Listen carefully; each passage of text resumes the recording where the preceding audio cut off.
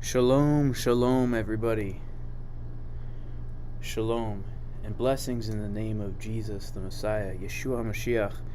What an interesting time we find ourselves in. I wanted to come in and do this emergency update to kind of tell you where my mind is at, what I am currently thinking, what I'm currently doing, and how we should look at this. Because as traders, it's important that no matter what happens, we are able to switch our mindset quickly and have a plan. Have a plan in place, ready to go. Shout out to everybody who is in the chat. And we are live. We are live. What's going on, everybody? What is going on? Hope everybody is doing well. I hope nobody got wrecked. To be honest with you guys, I was in this Ethereum swing long. I made a lot of money, a lot of profit, I should say. A lot of profit longing this. I got in at 2222. So I got in down here, and I rode that thing up. Did I get in at 2222? I think I did. That was a 17% move. I took some profits out right here because this was a fib target. If you guys remember, this was a Fibonacci target. And then also, I stayed in the position. I wrote it down. Holding the position. And when we got down to this 55 EMA, I got back in. I got back in, trying to ride this bounce, kind of hoping that we are going to recover here. You can see that we bounced down. Not only did we bounce down to the 55 EMA on the 4-hour time frame, but we were also able to hold not only the 55, the 21 on the 4-hour, and also doing a pretty good job holding this daily support level right here at about $2,407. $2,407. And so what I want to do is I want to mark out some levels. We're going to take a look at Bitcoin. We're going to take a look at Ethereum. And, I just want to put things in perspective. Now, first of all, I think it's important to ask the question, is it possible that the bull market is over? Is it possible that the bull market is over and we are heading into a bear market? If you go to the daily on the Bitcoin chart, we can see that we are below. We have fallen below this very key support of the 55 EMA on the daily time frame. That's extremely significant. This is extremely significant for the daily time frame. And it's causing some concern. We're falling below the 55 EMA on the daily. Okay, we know when that happens on the 4-hour, that signifies that we're moving into a downtrend. So what we need to do is we need to go back in time. We need to zoom out and just put things into perspective, because a lot of times as traders, it's very easy for us to get caught up in the day-to-day price, the minute-to-minute price, right? Oftentimes, I'm literally sitting here when I see price coming down to a support. What am I doing? I'm on the 1-minute time frame. Looking to see, okay, do I see any kind of bullish divergence? Okay, price is coming down, momentum is coming up. It's a bullish divergence. Let me buy the bounce. We're always so zoomed in. I think it's important to zoom out. But before we zoom out, I just want to say, even if this is the end of the bull market, which I don't think it is. But even if this is the end of the bull market, it should not matter to us. It should not matter to us that on the 12-hour, the 21 is crossing below the 55 EMA. Or even on the 8-hour, we're currently officially in a bear trend. The reason it should not matter to us is because we are trading, right? We're not here hodling our Bitcoin. Obviously, I am holding Bitcoin, and I plan to hold Bitcoin through the bear market, and I don't care the price of Bitcoin as a holder. But as a trader, let me just say that... Sorry, guys, I'm drinking some water, which is really good. I don't know if you guys ever tried water. You should give it a try. It's a good drink. As traders, we can trade a bear market the same way we can trade a bull market, just in reverse. So every time, for example, in the uptrend, when we come up and we get a bounce off the 21 EMA, we know to go long, right? We're in an uptrend, we get a bounce off the 21 EMA, we know to go long. Like right here, we bounce off the 21 EMA, we get a huge move up. We bounce off the 21 EMA, we get a huge move up. We bounce off the 21 EMA, we get a huge move up. We bounce off the 21 EMA, we get a huge move up. We bounce off the 21 EMA, we get a huge move up. Now on the way down, we reject off the 21 EMA, we get a huge move down. We reject off the 21 EMA, we get a huge move down. We reject off the 21 EMA, we get a huge move down.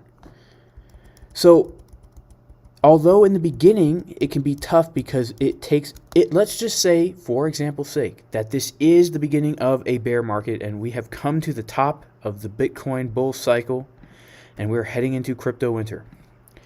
This is no cause for alarm. If you got wrecked in a long, it's okay. You will make the money back. You will make the money back. There is going to be plenty of opportunity to make money in the bear market and beyond. And we can see that throughout this entire time here that we have been heading down, every time we hit the 21 EMA, that gives us a good short. And if we come into the Discord in the TA channel here, what was I looking for? I was to short. I was looking for us to come up and hit that 21 EMA. I was looking for us to come up that 21 EMA. I posted it. Hey, we're testing that EMA. Boom.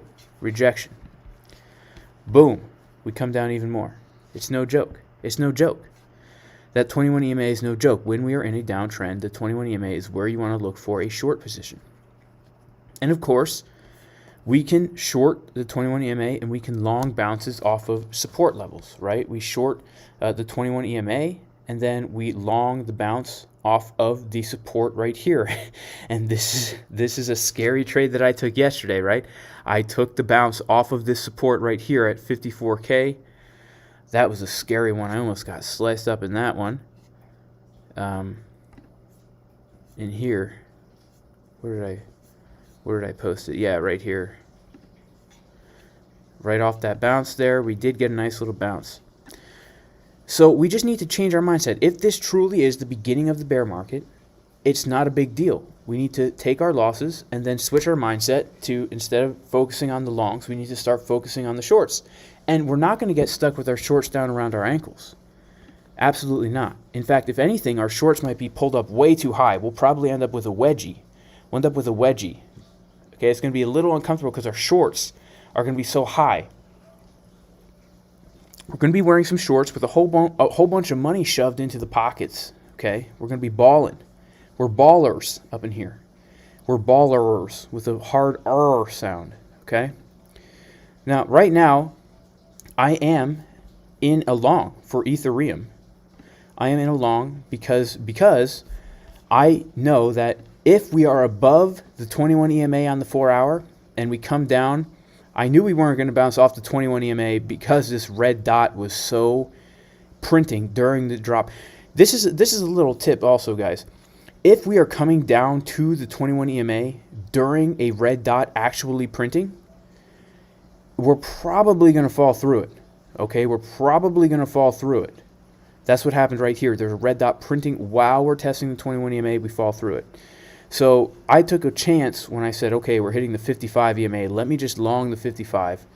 I'm already up a good amount of profit right here. 5.14%. That's more in one little bounce than most of the Bitcoin trades that I've been making lately. But yeah, we just need to change our mindset. If we really are on Bitcoin right now in a bear trend on the 12-hour, okay, we just need to prioritize the shorts. That's all. We need to prioritize the shorts and just get ready to have a wedgie. All right. So you don't have to be worried about being embarrassed. See, if we're shorting in an uptrend, then you have to worry about your shorts around your ankles, everybody laughing, at your exposed anatomy. But if we're shorting in a downtrend, nobody will be laughing at your exposed anatomy. I guarantee you that. So what I want to do is I want to zoom out. I just want to zoom out. We are going to examine the claim. Is this the end of the bull market? Okay. Because that's the question that's on everyone's mind. It's on my mind. It's on everyone's mind, right? There's no way that we can get around that question.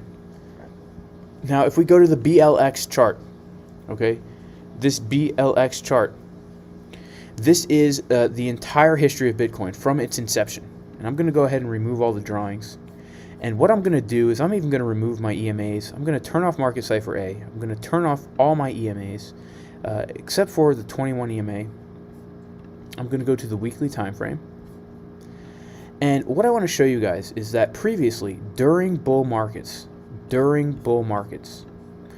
we have historically come down and we've tested the 21 EMA many a time. Let me just put this into perspective right here.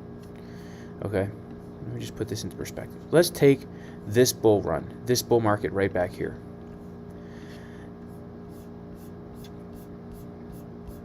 Actually, this is not a good example.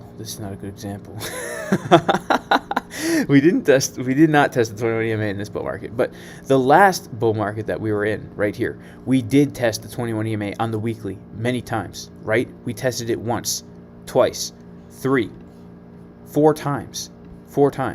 It wasn't until the fifth time that we tested this 21 EMA that we actually got the correction, right? It wasn't until the fifth time. So right now we don't know. Are we here in the bull market, like right here?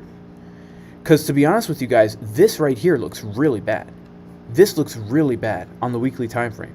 If this was now and we're coming down here, people would be saying, this is it. This is the end of the bull market, right? This looks horrible right now, okay? And if it was in the middle of the week and this purple candle, was filled with purple all the way down to this 21, people would be saying, okay, we've come below the 21 with a weekly candle. The bull market is over. But what happened after that? Something massive. So we just need to put this into perspective, okay? Because I don't think it's safe to say that the bull market is over. We can come down and we can test this 21 EMA all the way down at 43K, at which, keep in mind, is the technical target of the rising wedge, right? The rising wedge technical target is 43K. So we have all this fluffy, cushy, awesome room for a nice correction consolidation, if we even come down that far, before we throw in the towel on this bull market. But the most important thing to keep in mind, y'all, is the fact that, we are traders, right? We're traders. We're not hodlers. We're traders. There's always going to be an opportunity for us to make a trade. And Charles Fuchs,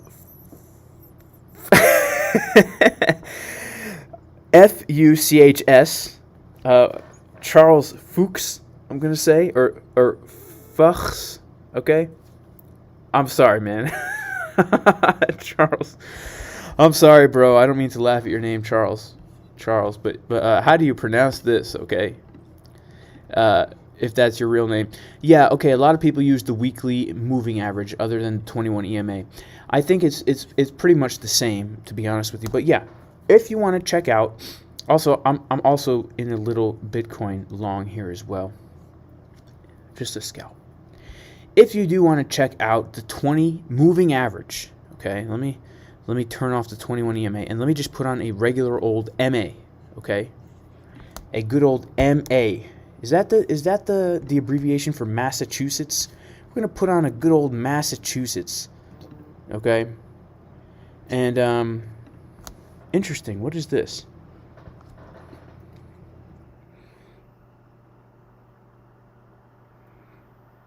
Interesting. Coinbase just tweeted something.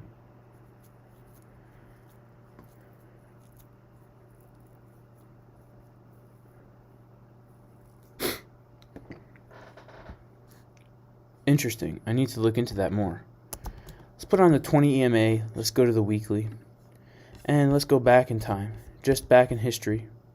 And take a look. Again, very similar moving average. We hit We hit it, 1, 2, 3.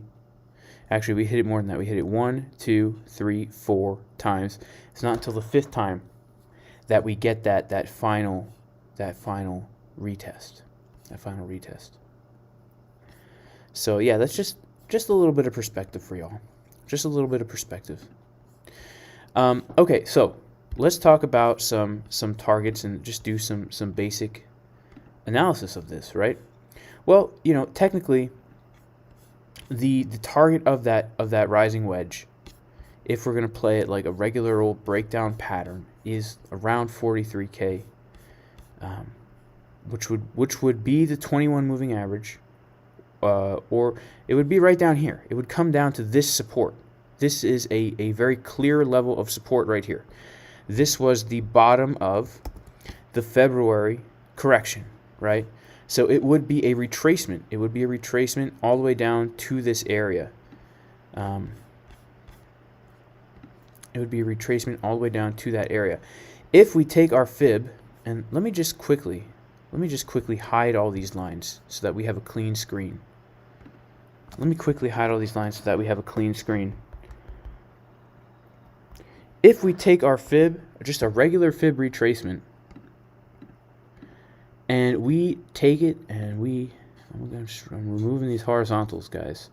Removing the horizontals. Boom, boom, boom, boom, boom. Okay, I'll just keep these few lines on here.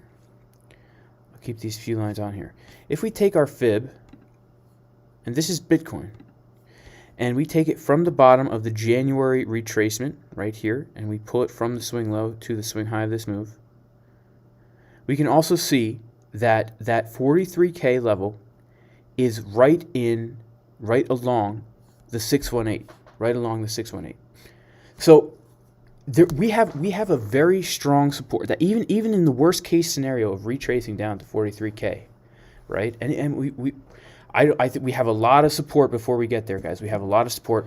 We will have to break through the 0.5 right around the 47K level. There's a lot of support here before we get down to 43. But even if we get down to that level, that takes us right into the golden pocket, the golden Fibonacci pocket, right? This little area right here where we have massive amounts of support, because this was the all-time high back in January, and then it became, it was resistance, and then it got flipped into support. It's the 618 of the Fibonacci extension from this low all the way up to the top of this move here. And not only is it the 618, but it's also the weekly 21 moving average. So there's a very good chance that in the worst case retracement scenario, we are going to get a major bounce. Now, of course, we can never know for sure what is going to happen. But it's important just to remember that things are overextended, right? We've been going up. We've been consistently going up in this massive uptrend since really we broke 20K. Since we broke 20K back in December, we had this massive breakout. Things might need to consolidate. And imagine what would happen if price does come down to those levels. There's a lot of institutional investors who are just waiting for the price to retest the weekly 20 EMA or MA, because people don't want to buy high. People do not want to buy high. The Bitcoin price is very high right now, extremely high. In a short period of time, we went up very high. But regardless of what the price does, we do need to have a plan. We need to remain consistent. And so right now, as we are below, and let me turn back on my EMAs, my exponential moving averages. I will turn on Market Cipher A. I will turn on the EMA 55. As long as we are under these EMAs like this, and we are officially in a downtrend, we need to be prioritizing shorts from the 21 EMA. If we come up to a resistance, we want to get into a short position. We need to change our mindset from always trying to long. It's hard to do because we have been longing.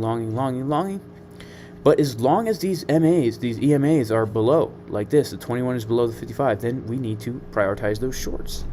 Now for Ethereum, we can still for Ethereum, prioritize the longs because technically we are still in an uptrend. And this to me gives me also hope that the bull market is not over. The fact that the altcoins like Ethereum and a little bit earlier today, Polkadot, oh man, Polkadot let me down, and Chainlink as well earlier today, almost got to my take profit one before a massive letdown, a massive letdown for Chainlink. Man, I did not do well. I was long on Link. I was long on Link from before the breakout. Missed my first sell order. Oh man, I missed it. I missed it by what? What did I miss it by? This is so insane. I missed it by 0.19%, guys. 0.19%. I missed my take profit. Sheesh. Ethereum is still in an uptrend right now. Okay, until we close some 4-hour candles below the 21 EMA, until we start to see something like this, right? And this 21 EMA starts to turn gray, there's still some hope for Ethereum. And let me just say, Ethereum, it needed a correction, right? This morning, what were we talking about? We were talking about how we're extremely bullish. Our next target, fib target, is the 27-24 area. We knew we needed to cool off. We knew it. We were getting overextended on the 4-hour. We knew we needed to have some cool down time. That's just the way it is. What goes up must come down. And what were the areas that we were looking for? Well, we were looking for a retest of that 21 EMA. A retest of the 21 EMA. Because that's where, when we have a breakout and we come up above like this, right?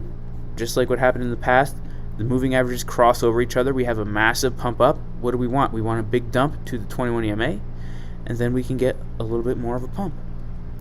So there's still hope for that right now. And the fact that Ethereum has been able to be so strong while Bitcoin has been so weak, I think gives us hope that in general the market is experiencing a healthy what is it? A healthy correction. Yeah, healthy correction.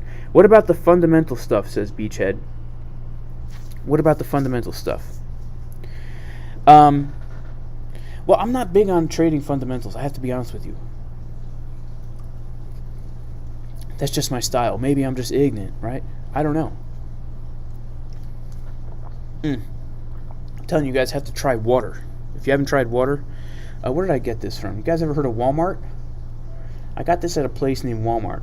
It's a classy institution. It really is. So, we shall see what happens, guys. I can give you what my gut is telling me. My gut is telling me that we're gonna keep coming down. We're gonna keep coming down a little bit more, and we're gonna get to the point where everybody gives up. Everybody gives up, and everybody sells their crypto low, and that's when the whales are gonna come in and suck this all up. We might come down to 50. We might come down to 48. Somewhere around there, we're going to get to the point of complete hopelessness. Complete hopelessness. Like, I don't know if you guys remember, but back in the day, not too long ago, back around January, right around here, right, when Bitcoin came, we kept having crash, dump. Okay, is the dump over? No, the dump's not over. Oh, is the dump over? No, it's not over. At least we're higher than we were before, right? And then boom, we just dump all the way down. People were losing hope at this section. I remember people were losing hope right here. And then what happened? This is where we were trading sideways for a while. We even came even lower, and then we started this massive run up. And I think it's very possible. It's very possible that we could have something like that happen. When it gets to the point where people are hopeless and everyone's selling their BTC, then the whales can come in the whaley way with their whale oil, and just they're all lubed up with their whale oil, and they just slide right in and grab up all that Bitcoin. Shout out to Alexandros Vorgos. Is there a premium version of my Discord server? Yeah, there is. There is. Alexandros, is that a Greek name? Are you Greek? I hope you're Greek.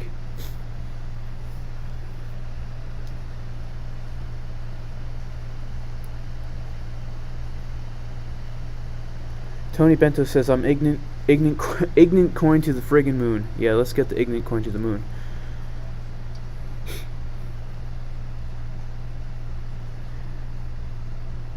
Look at Bitcoin 3-minute money flow crossing. Yeah, let's take a look at the Bitcoin. Here's the thing, guys. You know, we did just find support on a key Fibonacci level. Okay, this is a key Fibonacci level. It's not the 618. This is the 618 right here. I think this is the 786. Okay, we found a support on the 786, which is, by the way, just a strong level of support and resistance, right? It was support here, it was resistance here, it was resistance here, it was resistance here again, it was support here again.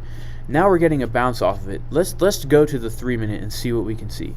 Somebody says on the 3-minute, it looks like we're actually about to get a money flow crossover. We can see that we're getting some kind of an upward direction here. I don't really see a bullish divergence, to be honest with you, because price is going up while momentum is also going up. But the fact is, we are looking to be curving up with the money flow. Perhaps we're going to get a little pump soon.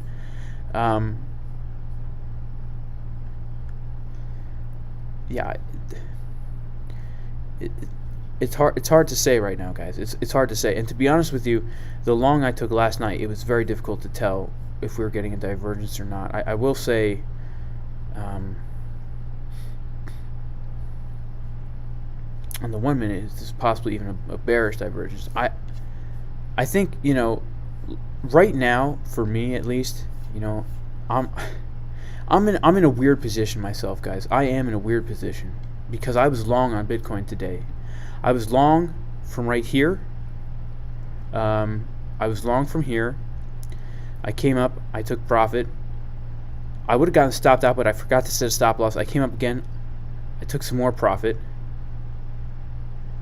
And then I was taking profit along the way up today.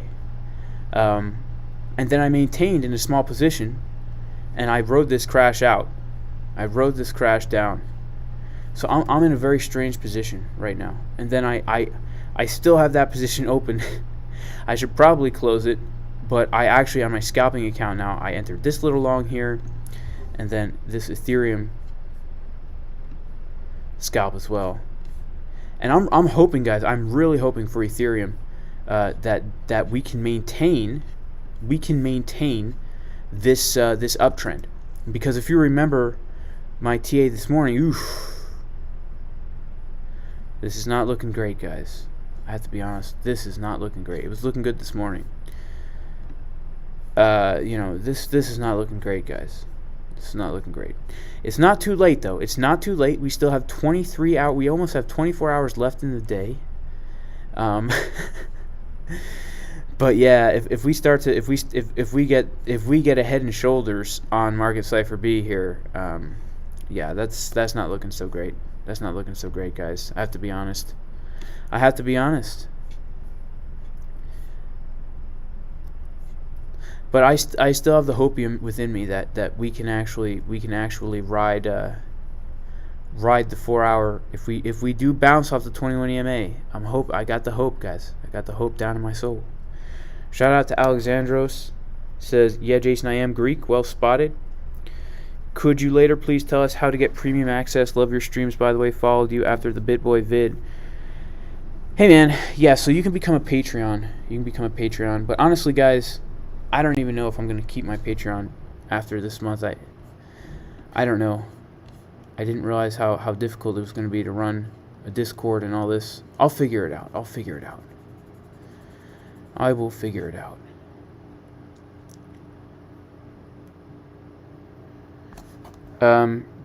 Do I remember the other day saying we were going to retest 50? Yeah, I do. I'm not surprised that we're testing these levels down here. I'm really not. I'm not. That's why I have them marked out. But and that's why I'm long here too. I'm long here because there's a potential that this is the bottom, right? I don't know though. I really don't know. And so if this is not the bottom, then we wait until the next bottom. And if that's not the bottom, we wait until the next bottom. And do you know what we do is, if we're trying to find the bottom with our longs, we long with a tight stop loss. If we're trying to find the bottom, we wait until we come to a support or a resistance level, and we wait until market cipher is printing a bottom. We long, and we use a tight stop loss with a small position size, and if it confirms that we actually are going up, then we can add to our position as we come up. But until then, then we are going to prioritize the shorts from the 21 EMA. And if we do come up and we test again this wedge, this little wedgie right here, well, look for that short. If we drop down below 51 and we come back up, look for that short. It's all about selling the highs and longing the lows. If we come down to this 43K, look to enter a long.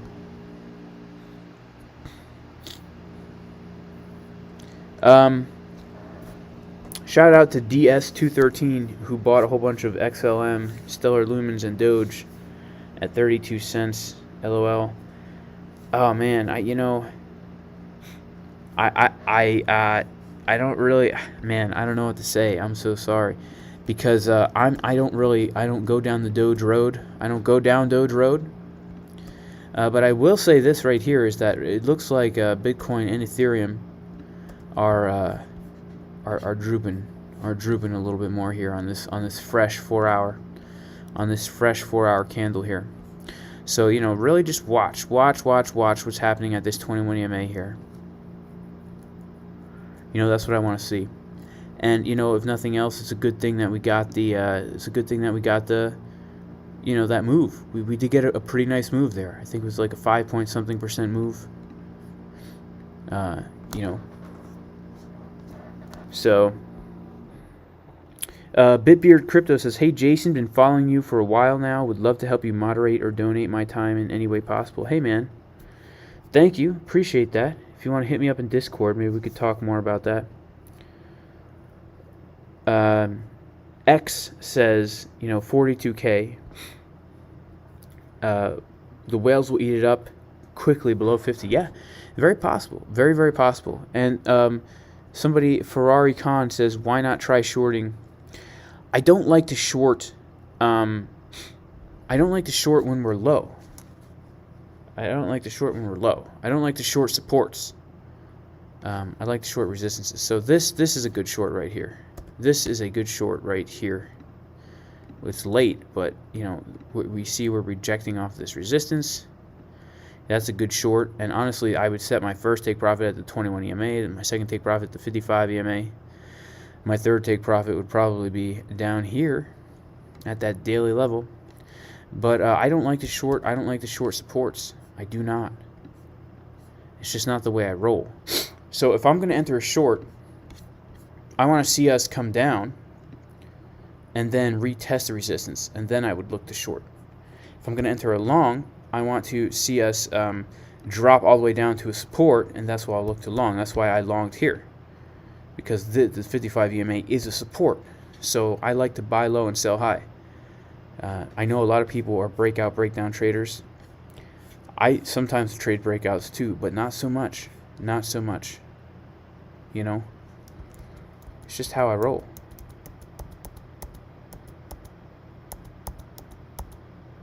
It's how I roll.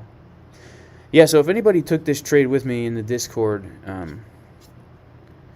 we got, we were up 5.25% from the entry. Lock in them profits. It's still not too late to lock in them profits. It's not too late. Don't turn a winner into a loser. All right, so, during times like this, and we are still bouncing off the EMA here. It's not too late. It's not too late. What's going on right now? My cell phone isn't charging. Isn't that weird?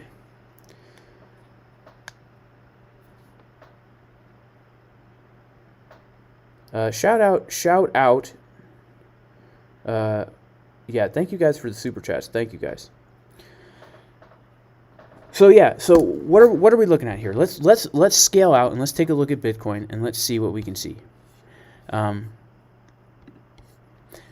we're starting to form a bottom on the daily. Eventually, we're going to find that bottom. I do not think we're at the end of the bull market. I think we have a lot of fluffy, cushy room, because when we get down to the, remember, we zoomed out, we looked at the BLX, we looked at the weekly time frame, noticing that in the last bull market, there were a number of times that we actually came down and tested. We actually came down and tested that 21 EMA multiple times in the last bull market. Multiple times. Actually, 1, 2, 3, 4, 5 times if you really look at it. And again, this it looks horrible. It actually looks horrible. It looks very similar to kind of what we are seeing now, where we come up and then we have these we have something like this, right? It looks horrible. Or this, this looks horrible too. But after we get these retests of the weekly 21, then we have these massive moves to the up, massive move. And so we have all this cushy space. We have all this cushy space to the 21 EMA, which also happens to be a very strong support, right? It's a very strong support. Look at this, 43K.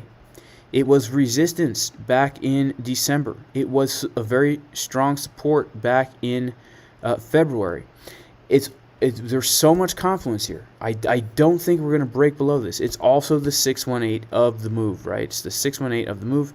If we take it from the bottom in January to the all-time high, we can see that 48,000 level is also the 618. There's just so much confluence there. I think we need to cool off, and I do think the whales are going to gobble this up, right? They're going to lube themselves up in all that whale oil. They're going to slide right in and scoop up all the BTC. They're going to scoop right in and slurp it all up into their whale bellies, right? It's going to be like Jonah the prophet, who was swallowed by a whale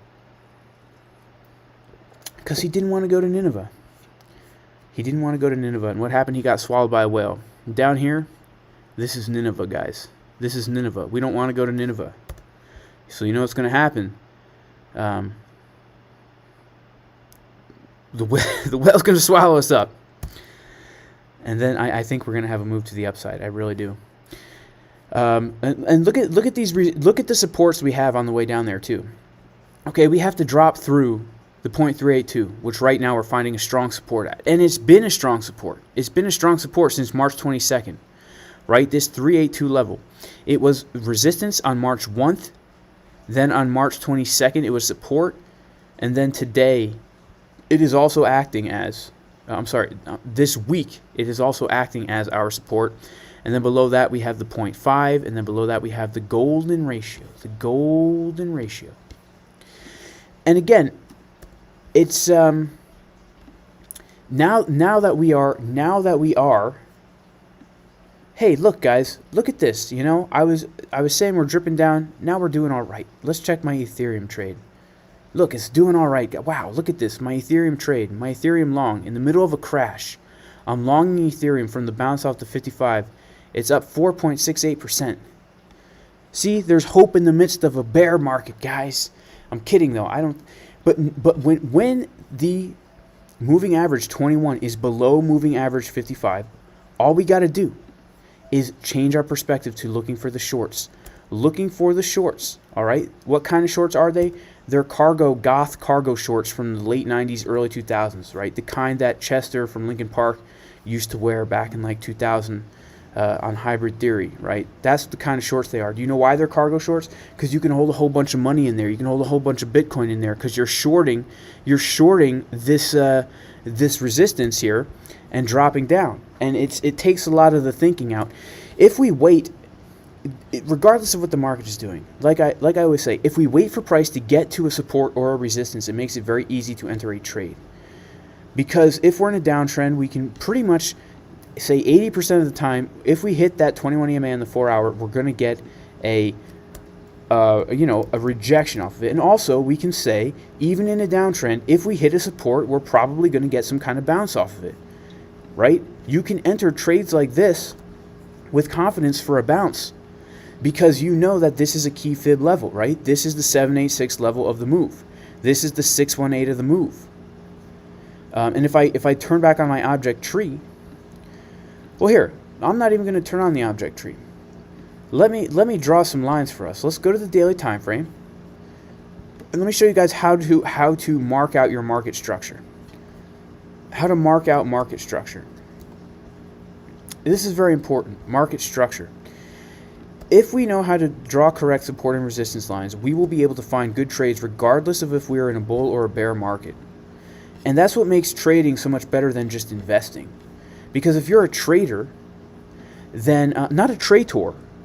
Okay, I'm not talking about somebody who is committing treason against their country because they're a traitor. All right, what was that guy's name? Benedict Arnold?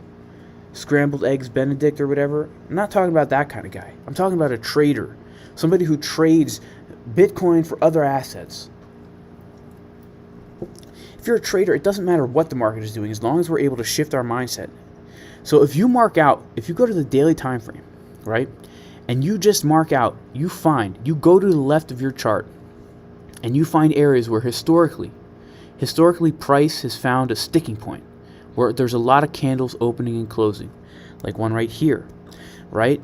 Because it was resistance, and then it got flipped into support, and then it was support, and then it was support again. You also see a lot of confluence with the 55 EMA at these supports. And then you do this all the way up. Like you could mark one out right here at 34. You could mark one out right here as well, right around 37K. And you just mark these levels of daily support, right? We had one right here at 46. And what you're going to do is, whenever price comes to one of these daily levels, you're going to get very interested in a trade, extremely interested in a trade, right? I can see one right here too, right here at 54K. That was a really strong one. That was our previous support level. And look at this, all right? Let me just show you guys what I'm saying. So we came down to the support at 55K, 54K. And we got a nice bounce. And we came right up to the resistance right here. And then what happens? We dropped down below. We dropped all the way down below this 55 here. It looks better if we do it on a 3-hour time frame. Okay? Looks better if we do it on a 3-hour time frame. Or even a 1-hour time frame, where you can see this better. Price comes down to a support. It comes up to a resistance. And when we get to the resistance, we get a rejection, we come down to the support. We come to the support, we get a bounce, we come up to the resistance, we come to the resistance, we get a rejection, we come down to the support. We come to the support, we get a bounce, we come up, not as high as we would have liked. I was setting my take profit today, I was in this trade. Today. I was setting my take profit up here. Didn't quite get there, guys. Didn't quite get there. But we did reject off the 55 EMA, which is a resistance, and then we come down. Look what happens. We come down to a support, we get a bounce up. This is how we should be looking to trade. And when we see that price is coming up to a resistance, then what do? Then we take a look at Market Cipher. Market Cipher is probably, it's one of the only indicators I use to trade. Market Cipher. Market Cipher trading.com, or if you want a 5% discount, I have a link in the description. We're going to go down to the 3-minute time frame. And what are we going to look for? We're going to look for direction, divergence, and a money flow crossover. We're going to look for direction, divergence, and a money flow crossover. What do I mean? We're going to look for price coming up consistently, like this, right? Price coming up. And we're going to look for momentum on the oscillator coming down consistently, right? And then we're going to look for money flow crossing from the green into the red. That's going to be our signal to enter the short. When we come up to a resistance, and it doesn't matter what time frame we're starting on. We could start on the 4-hour time frame, and all we have to do, we could even be on the daily. Doesn't matter. If you see that we're coming up to a resistance, a résistance, as my Frenchmen say, then you zoom into the 3-minute, and on the 3-minute, that's where you're looking for the divergence, direction, and a money flow cross. Divergence, direction, and a money flow cross. Those 3 things, guys. Divergence, direction, and a money flow cross. Divergence, right? Price is consistently going up, and momentum is consistently coming down, right? This is a divergence right here. Price going up, momentum coming down. We're looking for a direction, a clear direction of the money flow. Money flow on Market Cipher B is one of the most powerful indicators because it's literally showing you money coming in and coming out of Bitcoin. It's literally showing you money coming in and money coming out. Look, we get a money flow crossover from the purple into the blue, and what happens right after that? Boom, a huge pump. Look, we get a money flow. Oh man, this is my jam. All right, look, we get a money flow from the blue into the red, and what happens? Boom, we get a dump. If you combine support and resistance with Market Cipher B, you're going to really be able to find those good trade entries. I'm telling you, you're going to be able to find those good trade entries, but you have to be patient. You have to wait for them to come to you. You can't go to them, okay? You can't go to them, right? It's like they have to come to you. You can't go to them. You know what that reminds me of? It reminds me of when King David committed adultery with Uriah the Hittite's wife, and the seed of the union died, and David wasn't too upset about it, and his servants asked, how come you're not upset? You were so upset before the baby died. Now that the baby's dead, you're not upset. He's like, why should I be upset now? He's not going to come back to me, but I will go to him. This is the opposite for trading. Those trades, you're not going to go to them. They're going to come to you. They're going to come to you.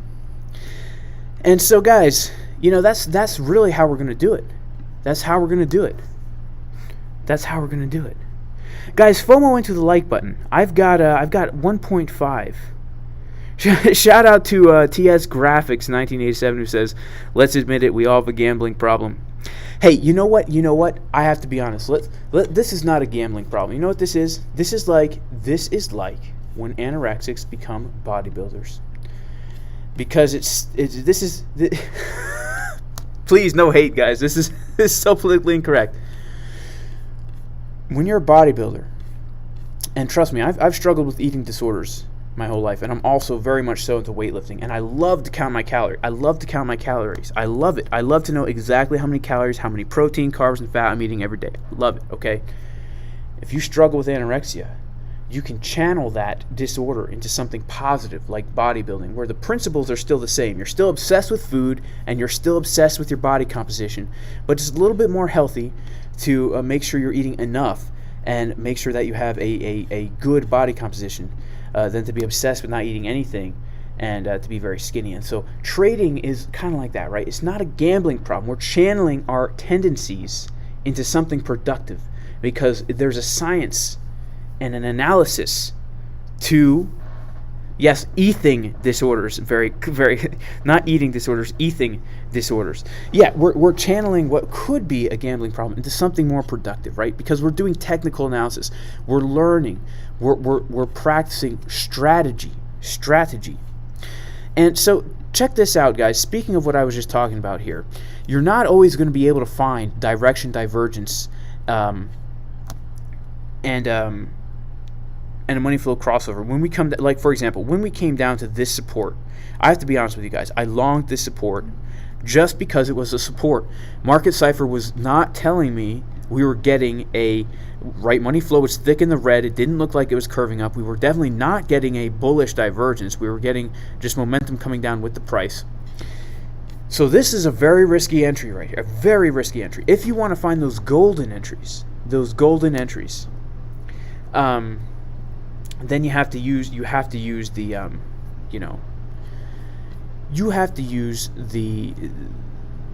the technique I just showed, where everything lines up.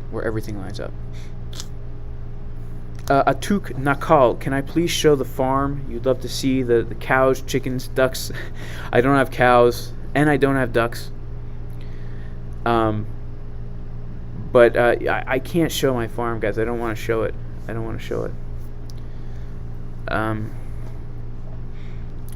Thank you so much, says something I don't understand. ADA and ETH are rocketing off to the moon right now. Let's check out our Ethereum trade. Wow, guys. You know, this is looking pretty nice. And look at this on Ethereum. Look at what we see down here on Market Cipher B. We see a nice curve up. We see the money flow crossing over from the red into the green. This is telling us that we are going to get some kind of upward direction here. And then what we can do is, when we come down to a support, okay, so on Ethereum, this is a little bit better on Ethereum. A little bit better on Ethereum. Because we were getting some divergences where price was coming down and momentum was coming up here. But we can zoom out into the higher time frames and really start to see more clearly. We want to be able to go from time frame to time frame and look. ADA, I hear, ADA is rocketing to the moon, according to somebody in the chat. I don't know why I went to the Kraken. I hate Kraken. Kraken is cracked.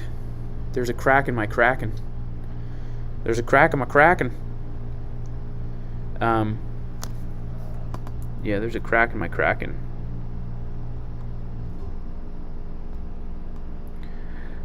So, yeah.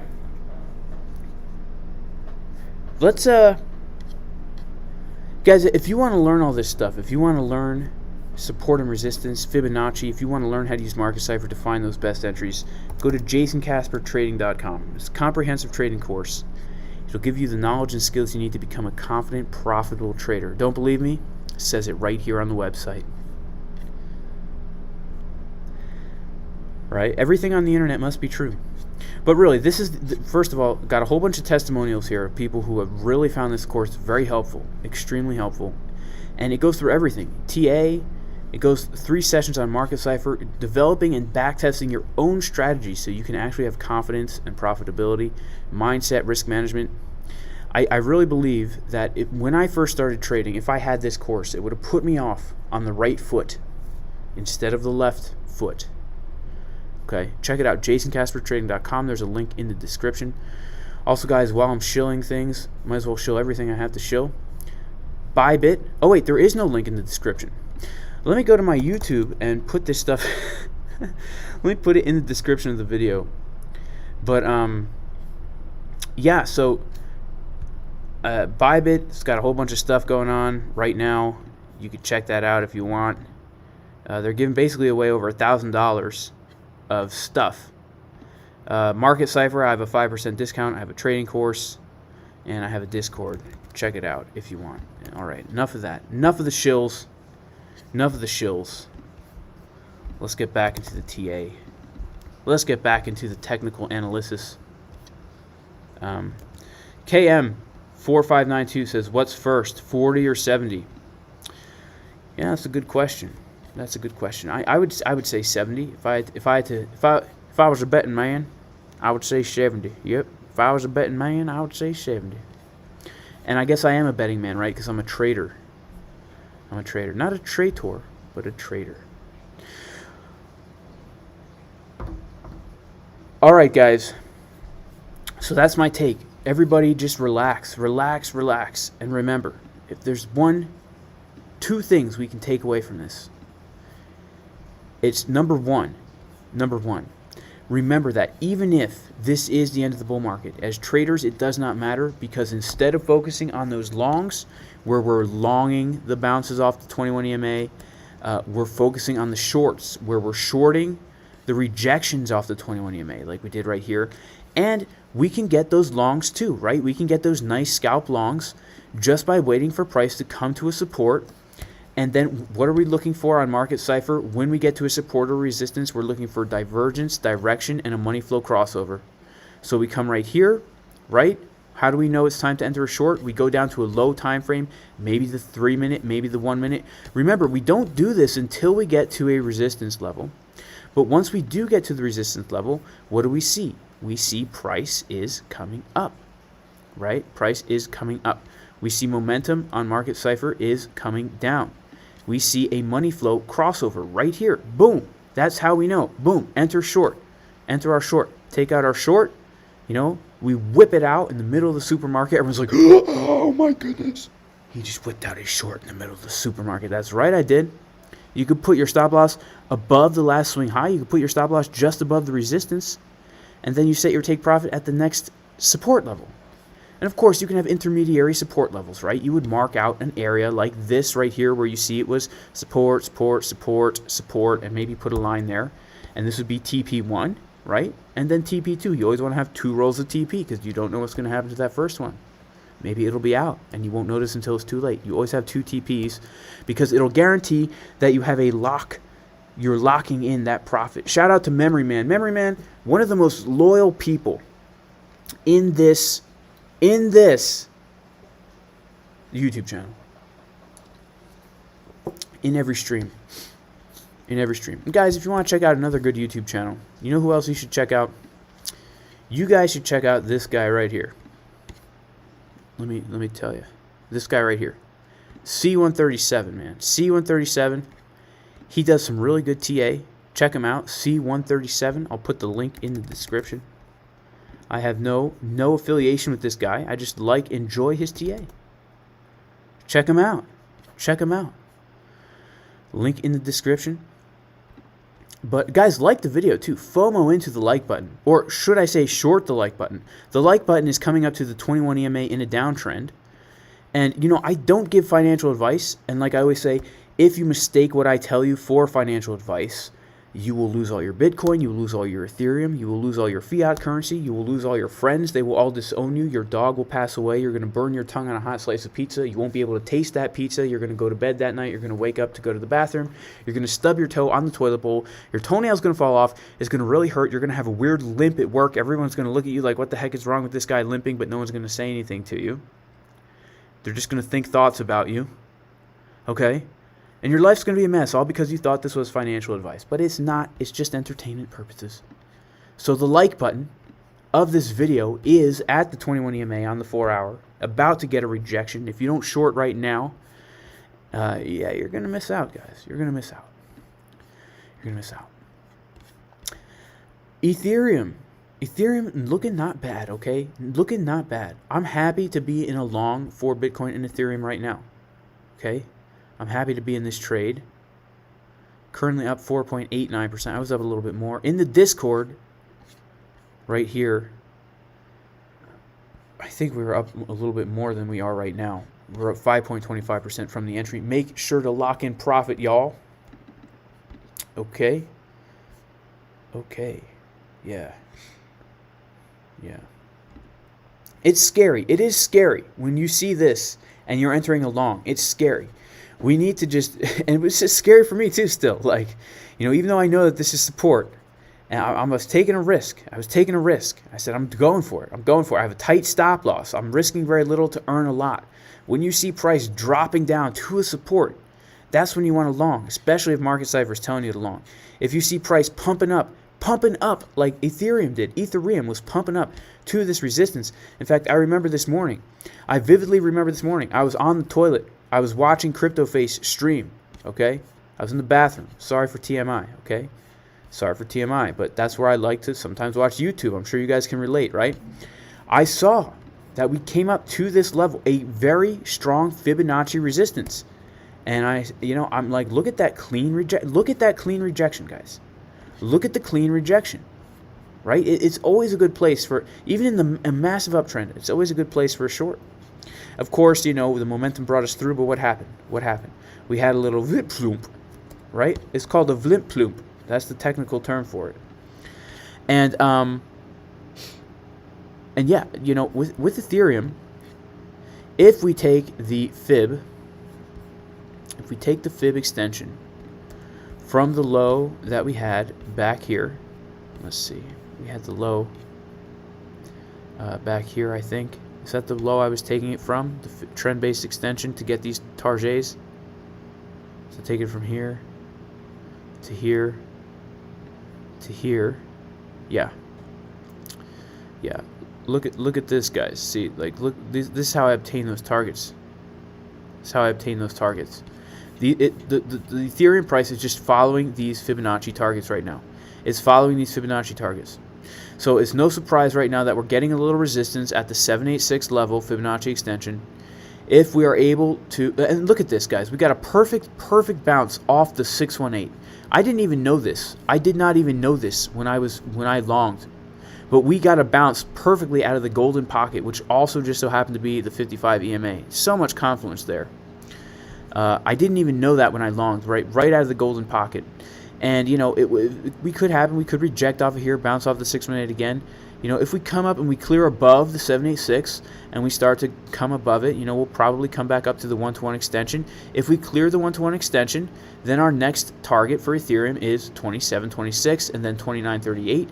And then right here at about 31.90. And we just keep taking it up. We keep taking it up. And, you know, the target is really... For Ethereum, I think my target is, you know, my target is probably, where is it? Where's the target? Where is that Fibonacci extension target? You know, the Fibonacci, that's the Fibonacci is, yeah, okay, yeah, here it is. Here, right around here, right around, 120, 1, 2, 3, 4, 5, 6, 7 zeros. What is that? What is 7 zeros? I don't know, 120 million. 120 million is the technical target for Ethereum. If we just take the fib, and you can see that this is the Earth right here, and this is the Moon right up here, and you can tell this is the Earth because of the way it looks, and so we can tell that if we pull our fib from here to here to here, you can see clearly right here at the 1.27 fib extension, right around $120 million. Okay, so that's what I'm thinking.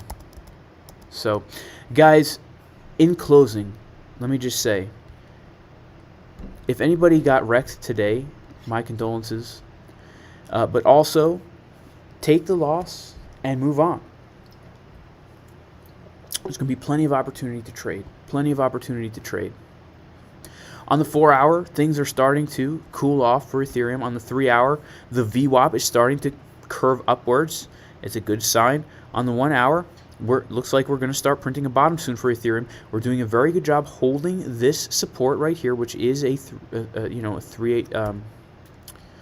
The 618. I think this is the 382 Fibonacci level here. I forget. We're doing a good job holding it, at the very least, this daily level of support. Okay, we've been holding it for 1, 2, 3, 4, 5 hours. That's good. That's a good sign.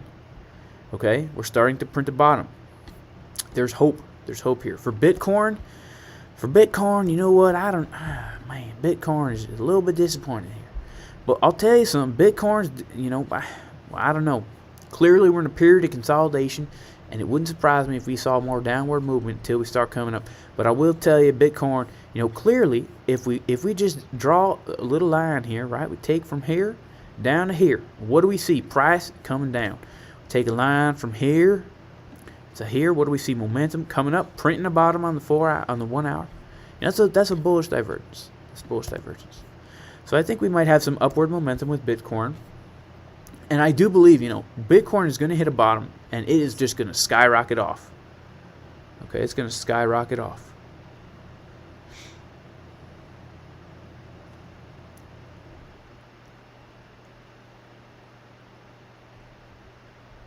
Sorry, Flathead, that the Bitcoin is sitting heavy in your stomach. You know what? Maybe you need some Litecoin. Unusual says, can I do ADA before I go? Yeah, we could do ADA. I don't really trade ADA. I just hodl ADA. You know? I don't know why.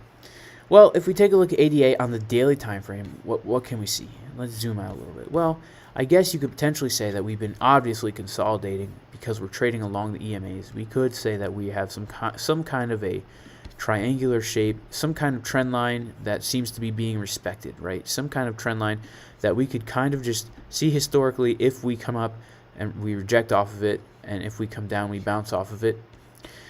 The daily time frame, something that sticks out to me is the fact that money flow is kind of curving down.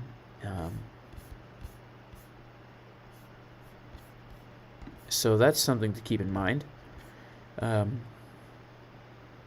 know, when the money flow is curving up, that's when we want to see good upward direction. Right now, it kind of looks similar to what we saw here, where money flow was curving down right after we had a huge pump and period of consolidation.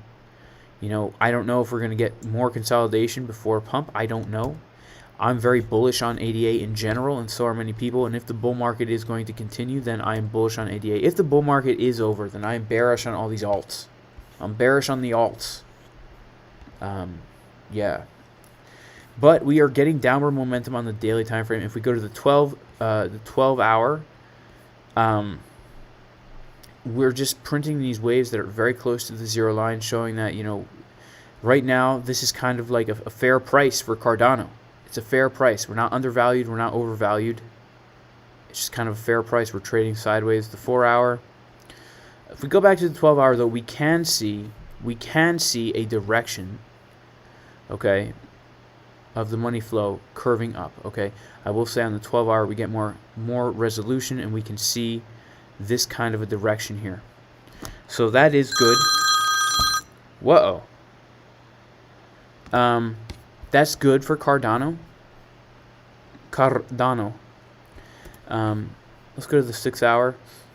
6 hour, it's like we're just trading sideways. I don't have any feels about it, to be honest with you. I don't. XRP, Bilgo Metz says the bull market is over. Shout out to Bilgo Metz. Where are you, Bilgo? Here you are. Everybody, look at Bilgo Metz pushing a stroller on the beach. That's really nice and relaxing. Yeah, I wish I was on the beach pushing a stroller, man. That seems so relaxing right now. Brian P wants to know, how do we know if the bull market is over? Shout out to Evan, by the way, who finally caught one of my live streams. Shout out to Evan. Thank you, man. Appreciate you. May God bless you in the name of Jesus. The bull market is over. How do we know if the bull market is over? We won't know if the bull market's over. All we need to do is we need to change our mindset, right? If it's so simple. If we see that the moving averages on the 4 hour are 21 under 55, then we look for the shorts at the resistances primarily. Just like how in an uptrend, if the 21 is above the 55, we look for the longs at the resistances. Look for longs at the supports. We just change our mindset. And when we get into crypto winter, right? When we get into crypto winter, where we are trading sideways like this, right, for a long time, like in these areas of sideways trading, what do we do? What do we do in these areas of sideways trading? Well, what we do is we draw our levels of support and resistance, and we're not going to be able to get the best trades every day.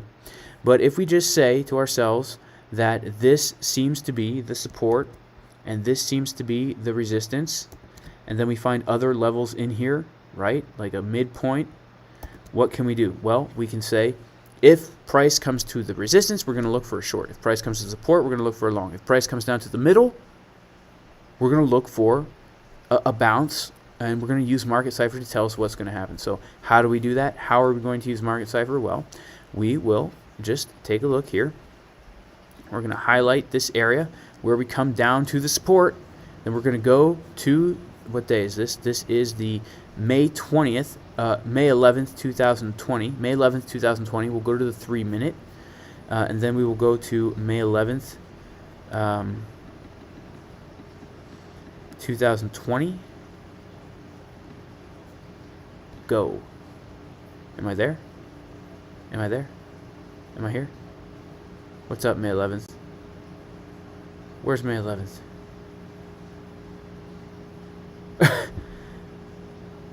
Okay, I did not get there. But anyway, we'll go to the lower time frames. We'll see the bullish divergence. Yeah, we'll see the bullish divergence. Yeah, okay, I can't go back that far. You guys get what I'm saying, though. You guys get what I'm saying. So, yeah, I'm in this little Bitcoin scalp. What am I up? I'm up 1.4%. You know, these Bitcoin trades, it's so funny, right? Even if I come all the way up here, even if I come all the way up to this resistance, it's a 5.82% move. Ethereum, on the other hand, is so much more lucrative nowadays because this trade here, you know, even though I came up to my first take profit and it's 3.93%, you know, we came all the way up to 5.5% move right here. So this is the 3 minute. I don't know. It was looking kind of good, like money flow was going to cross. Let's see what happens. Let's see what happens here. Let's go to the 12 minute and see if we can see anything. Yeah, on the 12 minute, money flow is crossing under. So we'll have to see what happens. We'll have to see what happens. Either way, there will be plenty of trades to take. There will be plenty of trades to take. And yeah, make sure to lock in your profit. All right, guys, I'm going to have to cut the stream. Shout out to Danny who says, or by the top, because what if it keeps going? Yeah, man, who knows, right? People want XRP. Shout out to Michael Kaufman, who's up 18.73% today. Great job, bro.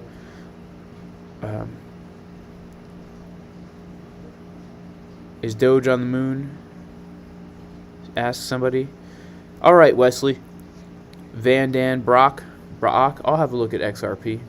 Boom. XRP. Look at XRP. Well, I'll tell you something about this XRP. It's sending ripples down my spine, guys. XRP is sending ripples down my spine. I'll tell you why. Because we have come down.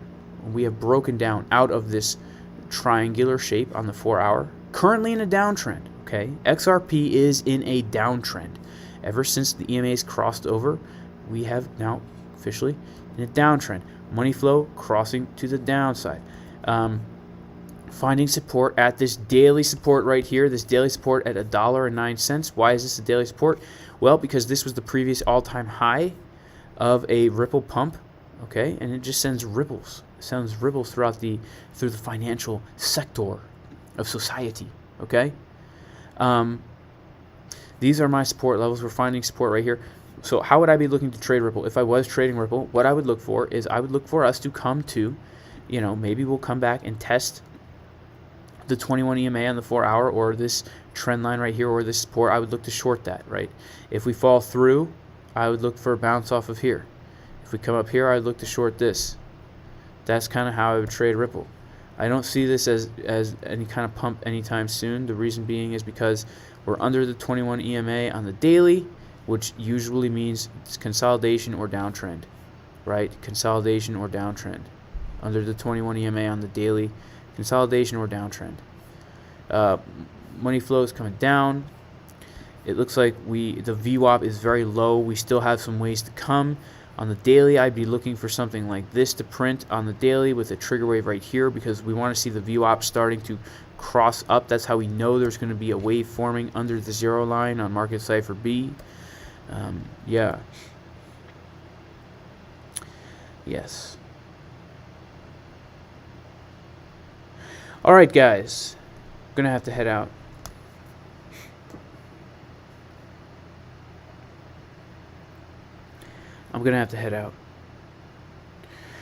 But I pray that all of you are blessed. I pray that all of you are blessed in the name of Yeshua, the Messiah, Jesus Christ. And I do pray that the Lord will bless you. And I pray that He will reveal Himself to each one of you in a personal way. And receive this blessing in Hebrew.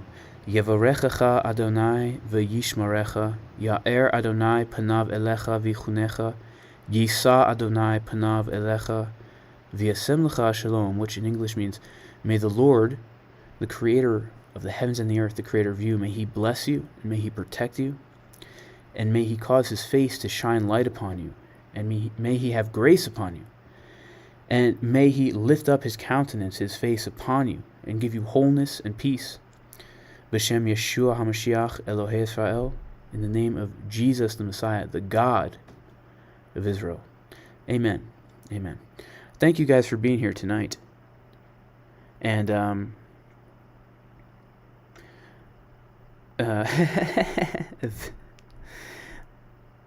thank you guys for being here tonight. Appreciate all of you. May the Lord bless all of you.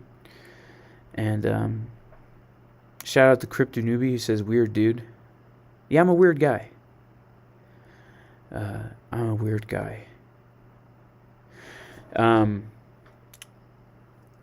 Waves of R San Diego, sorry to hear about the passing of your friend, brother.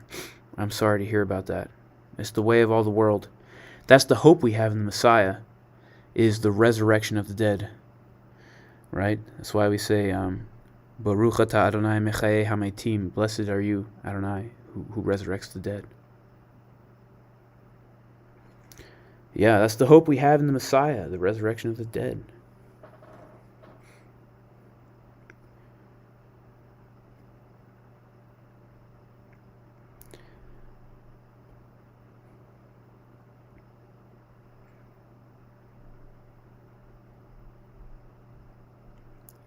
Yeah, weird is better than normal. I agree. Weird is better than normal.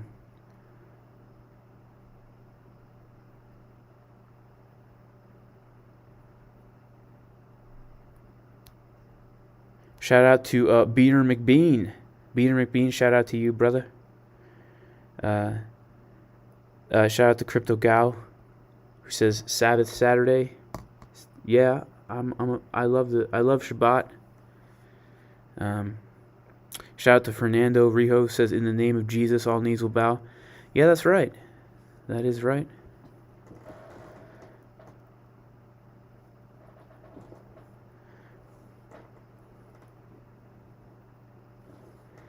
Thank you, Patrick Freeze. Yeah, Adam Buzzard, I am shilling Jesus. I am. Yes, I am.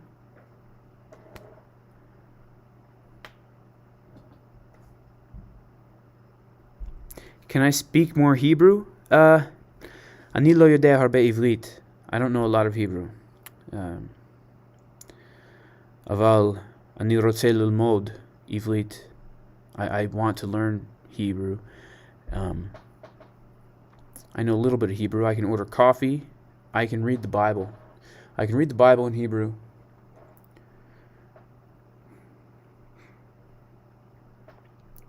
Yeah, I should start a Bible study channel, you know. I should start a Bible study channel.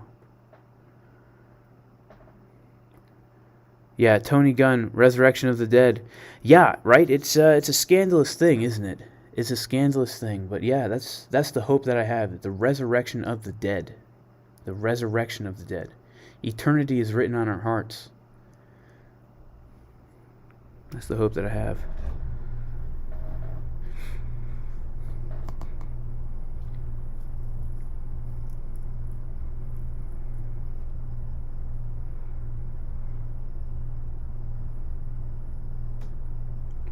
Yeah, I'll have to give you guys a chicken coop tour someday. Shout out to anybody who's in Israel. I hope you're doing well.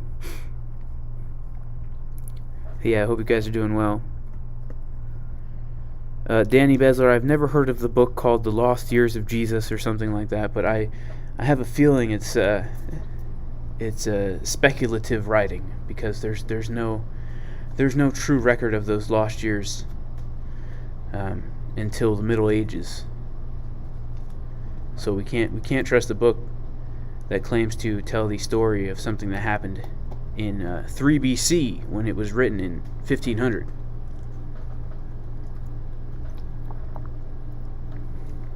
So, no, SM, I cannot speak Arabic. I wish I could speak Arabic, but I cannot, and I want to learn. But my order of operations is I want to first finish learning Hebrew, then Aramaic, then Greek. I know little Aramaic, very little Greek, and then I would like to learn Arabic. That would be wonderful. I would love to learn Ugaritic. I'm a big fan of Semitic languages. Yeah. Say peace be with you in Hebrew. I mean, Shalom Aleichem. Peace upon you.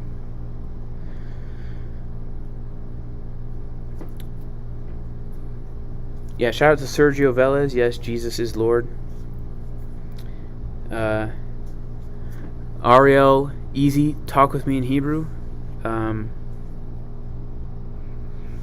don't know what to say.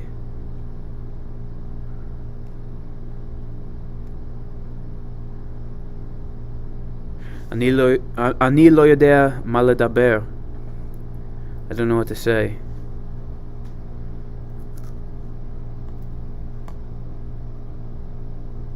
Yeah, maybe I will do a show from the chicken coop, you know. Although, you know, it would probably be windy out there. It would be windy out there.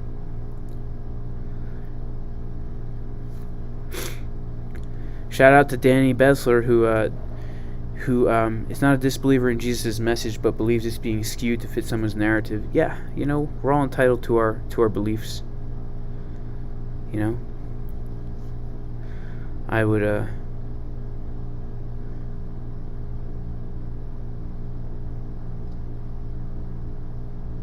Ariel, why do I surprise you? Why do I surprise you? Shalom, Yoel. Yoel, Ata Israel?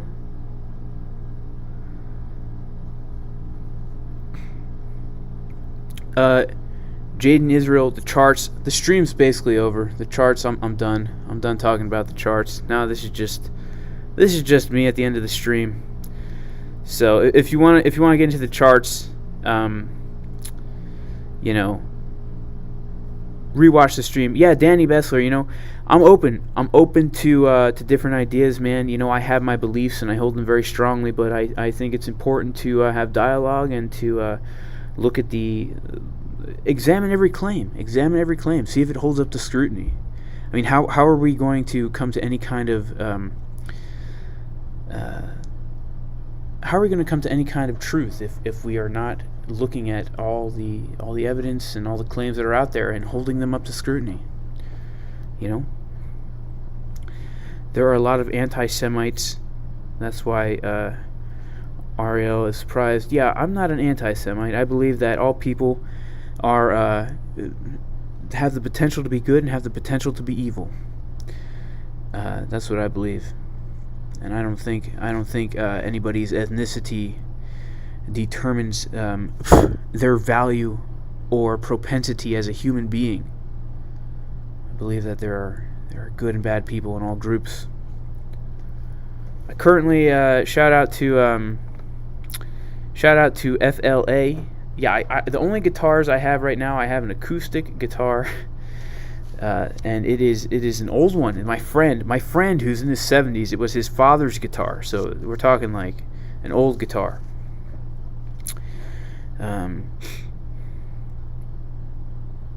Ariel Easy surprised me. I'm a Cuban who wants to learn Hebrew. Well, you know why? Because the Messiah, my Messiah, is Jewish. He's of the Jewish descent, and although he is God in the flesh, he decided to choose Abraham, Isaac, and Jacob and that lineage to actually be born into human existence. And so I have a very much so connection to the Hebrew language.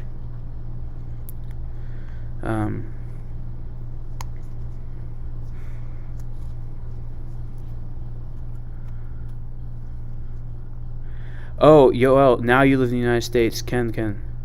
עכשיו גר בארצות הברית. כן. טוב. אני שמח לשמוע את זה, אחי. Crypto Newbie wants to know what evidence, words in a book. That's interesting because anything that anybody believes is just words in a book. I mean, seriously. Unless you can actually, physically, tangibly touch or examine a claim, you're believing words in a book. It's interesting. It's very difficult for humans to attain to the reality, the truth about many things, because we're so limited in our ability to perceive things with our five senses, and we live in such a small slice of history. I mean, we're only able to perceive things. I mean, what do we live to be? 90 at the most. 100 years out of all of existence and our five senses in our life. That's the only thing we have to base reality on. So at the end of the day, no matter what you believe, it has to be faith, and usually it's words in a book.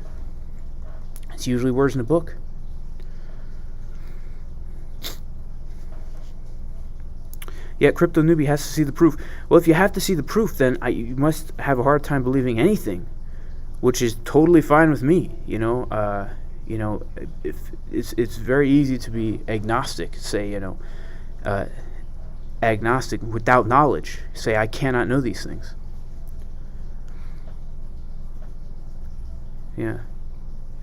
I do not post every trade in my Discord, JMF Hunt 19, because I have to be honest with you guys, man. It's a lot of pressure to post trades in the Discord, because I know people are going to follow me, and if I'm not like 100% confident in that trade, I don't want to post it.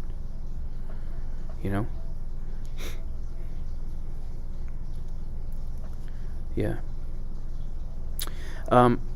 PR Zemo 1, why you talk about religion over crypto charts? Because the stream is over. The stream is over.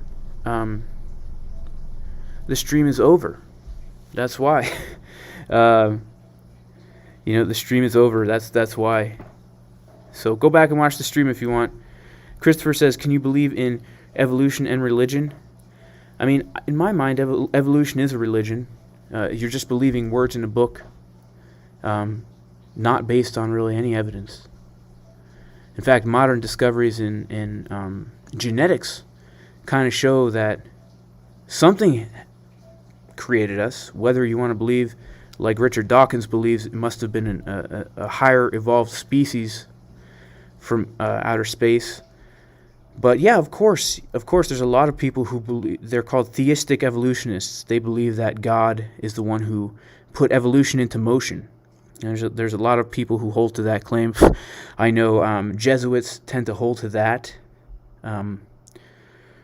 So yeah, of course you can believe in evolution and religion. You can believe in anything you want. Jaffiel says Jesus is not God. He said God is greater than he is, not equal like many claim. Well, I would disagree with that, Jaffiel. I think if we look at the Old Testament, it's very clear. You know, Isaiah 9, Ki yeled yulalanu bein nitan lanu. Unto us a child is born, unto us a son is given.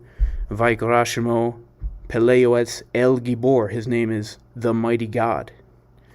Jeremiah 23, chapter 5, it says the Messiah, right, the branch of David, his name is Yod-Heh-Vav-Heh.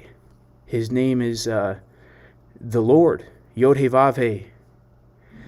And there are many places within the New Testament scriptures where it becomes very clear that Jesus is God. I mean, the book of John says, in the beginning was the Word was with God, and the Word was God. And I think the New Testament and the Old Testament scriptures would agree that the Messiah is himself divine. It calls his name Yod-Heh-Vav-Heh. And the book of Revelation, chapter 2, verse 8, God is talking, the first and the last. God is talking. He says, I was dead, and now I'm alive forevermore. So, I think we need to, when we're exegeting Scripture, we need to look at everything as a whole. And, we need to interpret all the Scriptures together. And keep in mind that when Jesus was walking on the earth, he emptied himself of the fullness of his deity in order to take on flesh in the likeness of the sons of men. So, I encourage you to go read those Scriptures. Yeah, for sure. Am I still in the trade? Well, I took profits in this Ethereum trade. I took profits at this orange line, so yeah, I'm still in it. Bitcoin. Still in my Bitcoin trade too, guys. Yeah, but I think I'm gonna end this kind of soon, But man, what a crazy thing, guys. Yeah, talking about God. Yeah, it's funny. I had a lot more listeners in here, but yeah. John the Fisherman says Ozzy is God. Well, Ozzy is a good rock and roller. Yeah, Jay Morrow says, we have the fossil record. Well, it's true that there are bones out there, but I don't think there's any tangible evidence to say that one bone fossil evolved into another. I just don't. I don't think we can make that claim. The fossil record is full of holes. And I, honestly, to be totally honest with you, and I'm not saying this to be mean, but I'm pretty sure, like, serious scholars nowadays, they reject classical Darwinism because of the advances that have been made in genetics. There's not enough evidence for it. I'm not saying that they believe in creationism the way I believe it, but the classical Darwinism is pretty much dead now. But it takes some time for that to filter into academia. I mean, schools teach out-of-date science for years. In fact, like the nebula hypothesis, about how all the planets came out of the sun, I learned that in high school just 10 years ago, even though that was disproven back in the 80s. So it's just weird, it's weird. Things are weird. Truth is hard to attain to. Yeah. Yeah, shout out to Andrew. The Dead Sea Scrolls, or the Deep Sea Scrolls. You're talking about the Dead Sea Scrolls? I love the Dead Sea Scrolls. Yeah, carbon dating is a sham. Yeah, really, like, there's a lot of science. There's a lot of philosophy that masquerades as science, in my mind. You cannot make a philosophical claim about the origins of mankind without any tangible evidence. We can't use the scientific method to prove Darwinism. We cannot use the scientific method. We have to insert philosophy into there, which is fine as long as we're honest and say that this is a philosophical claim. You know?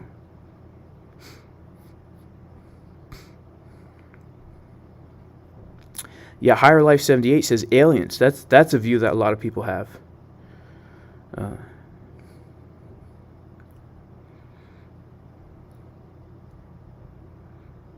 Yeah, Japhil, I would analyze that verse again in Philippians.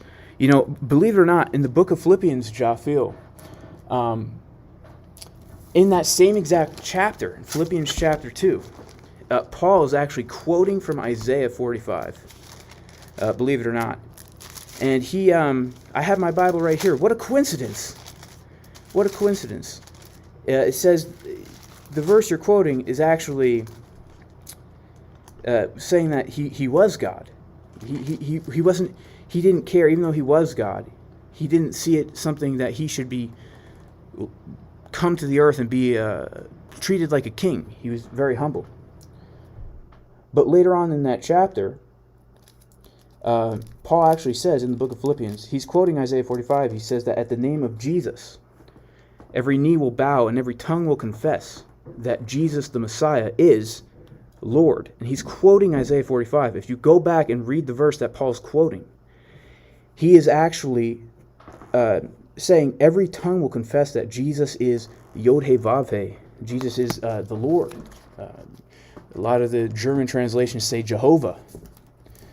So, you know, read the whole book of Philippians in context, my brother. Memory Man, the book of Enoch, I'm a big fan of the book of Enoch. I'm a big fan of the Second Temple literature. It's very interesting. The Qumran civilization. Big fan of that stuff. I really am. It's very interesting. I think the Book of Enoch contains true account of what happened back in the Genesis 6 times. I do. I think it lines up with the biblical narrative. Book of Jude, the book of 2 Peter, talking about, you know, the angels who sinned and are held up in Tartarus until the great day of judgment. I think that's the worldview that the New Testament authors held to, and I believe that the Book of Enoch, although there's much debate on who wrote it and where it came from, I do believe it contains a real narrative. And Memory Man says science is the new religion. I absolutely agree. Scientism is a religion. Whenever science is making philosophical claims that cannot be proven using the scientific method, that is a religion. That is a religion. If we can use the scientific method to go out there and make observations and come up with a hypothesis and test that hypothesis, that is science. That is science. And it's two different things. Two different things. Yeah.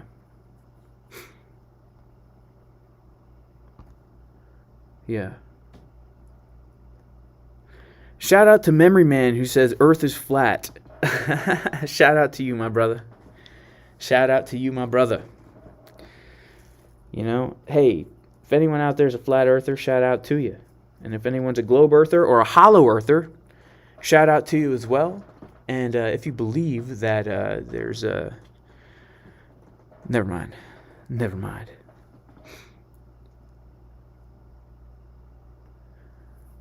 They say Noah was an alien. Yeah, interesting. Shout out to Premier Crypto who says we're getting another bounce off the 21 EMA for ETH. Yeah, interesting stuff.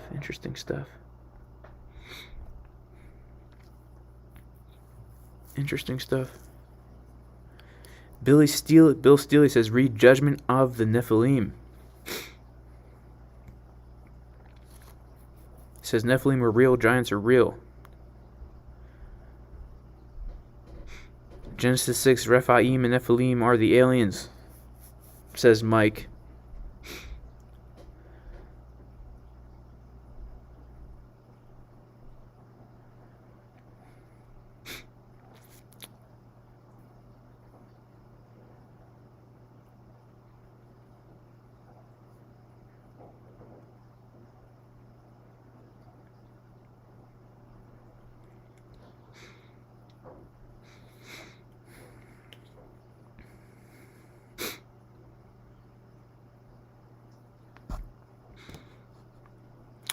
people keep asking me about Safe Moon. I don't know. I have not really looked into it, and I definitely need to. I definitely need to. Yeah, Adam Buzzard says Council of Nicaea says no Micah. Yeah, our Jaffiel, then if Jesus is only mighty and not almighty, then why does Paul refer to him as Yod-Heh-Vav-Heh, the name of Jehovah? And why does John say that he was God, the creator of all things?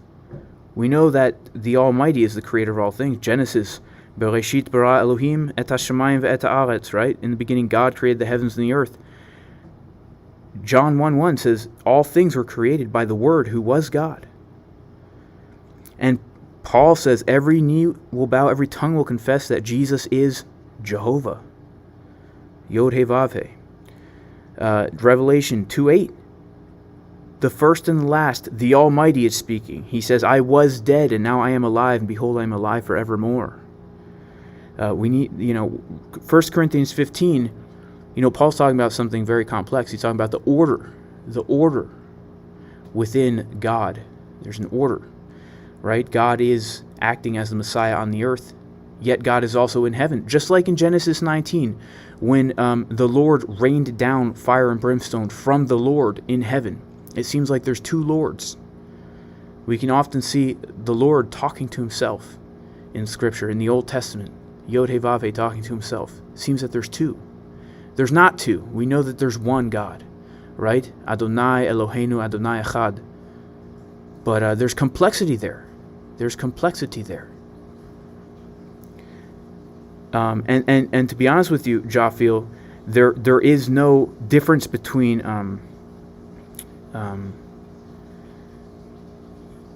if you're calling somebody Yod-Heh-Vav-Heh, that's about as clear as it gets, my brother. About as clear as it gets, man. Yeah, if anyone's in here, you missed my stuff. You missed my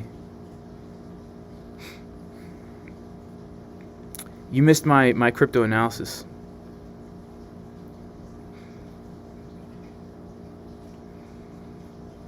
Yeah, guys, you can rewind. Man, this memory man. Ken, yes, Elohim is a plural word. That is very true. Elohim is a plural word. Yeah. Yeah, I was ending the stream, but you know what? Now I'm chilling in the chat. I'm chilling in the chat. Shout out to Oren Kramer. Hello from Israel, brother. Shalom, achi. Mashalomcha. Yeah, if anyone wants real crypto analysis, go back, rewatch the stream. Oh, shout out to Michael, who says, if I had to describe one full course meal and that's the only meal I could have for the rest of my life, what would it be? I'll tell you what it would be. It would be, look at this, guys. Look at this Bitcoin coming right down to the resistance again. Yeah, I think it looks like, let's check out the 4 hour, the 1 hour, the 30 for Ethereum. Yeah, look at this, guys. Look at the 30-minute on Ethereum. We just printed another red wave here. We're coming down a little more for Bitcoin. Coming down below the resistance here. Yeah, I think I'm going to close out my scalp positions and just take the profit that I have off the table. I'm going to take the profit I have off the table here.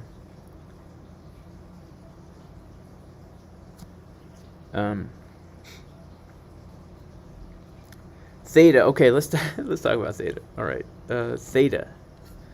Looking pretty. Guys, I just loaded up on a whole bunch of Theta. I loaded up on Theta. It's not looking great, is it? I rode this pump here, but it's really not looking good now. Yeah, I'm closing out of my Bitcoin trade. I might stay in the Ethereum trade. I'm going to stay in my Ethereum trade. I'm going to just keep my stop loss where it is because honestly, I've already taken a lot of profit out of here. If I could only have one meal for the rest of my life, it would be a salad with a bowl of oatmeal with scrambled eggs. I know that sounds crazy, but that's true.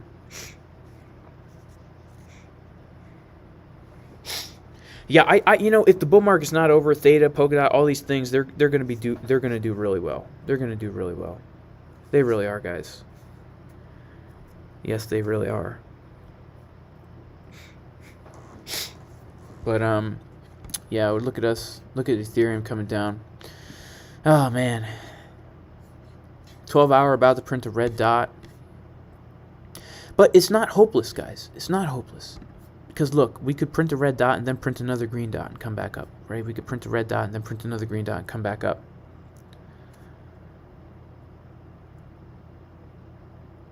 Yeah, shout out to Chris Brown. Chris Brown, the musical artist. Shout out to you, bro. Thank you for being in my chat, even though you're a famous singer. Yeah, shout out to Chris Brown, who says this is just a consolidation phase. We're going to go back up by the end of the month. Yeah, I mean, I think that's true. Bible Cipher channel coming soon. Yeah, we could talk about the Bible on a different channel, maybe. I'm a big fan of the Bible, guys. Big fan. Yeah, Kess Lake says 47, then 44, then 20. Could be, man. Could be. I mean, we don't know. We don't know. So as traders, we just trade what the charts are telling us, short or long. Yeah. Shout out to Memory Man. I hope you're right. Chris Brown. Shout out to you, my brother. Shout out to you. Yeah. Wow, we got a lot of people up in here. Shout out to Belief. Belief is a fan of the Bible. Nice, man. That's a good word to have if you're into the Bible. Shout out to Thugga Thuggin. Came late. Yeah, Thugga Thuggin, man. The stream's over. We've been talking about the Bible for the past like half an hour. But I don't know much about Seth. I don't really know much about that coin, Seth. I don't know much about that coin, Seth.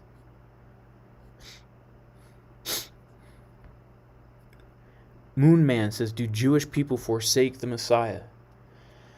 That's a very complex question there, Moonman. I think everybody more forsakes the Messiah. But you know what? There is a promise. There is a promise. There is a promise in the book of Zechariah. A great book, a great, beautiful book. The name Zechariah means Adonai remembers. It's talking about a time in the future where the land of Judah is going to be surrounded by armies, and people are going to be trying to wipe the Jewish people off the face of the earth. And the Lord is speaking. Adonai is speaking. He says, "I will pour out on the house of David and on the inhabitants of Jerusalem the spirit of grace and supplication, so that they," speaking of the inhabitants of Jerusalem and the land of Israel, "they will look upon me, whom they have pierced, and they will mourn for him as one mourns for an only son." Saying that the Jewish people will look upon Adonai, whom they have pierced, and they will mourn for him like one mourns for their only son. And in that day a fountain will be opened for the house of David and for the inhabitants of Jerusalem, for sin and impurity. And that is when the Messiah will return and save his people. And Messiah will be king over all the earth. He's going to be king over all the earth. And, Bayom Hahu Yiyeh Adonai Echad Ushemu Echad. In that day the Lord will be one and his name one. The Lord will be king over all the earth. And all the nations are going to come and they're going to celebrate Sukkot every year. And if they don't, they ain't going to get no rain. It's a great passage. Love the book of Zechariah, man. Love the book of Zechariah. Yeah, love it.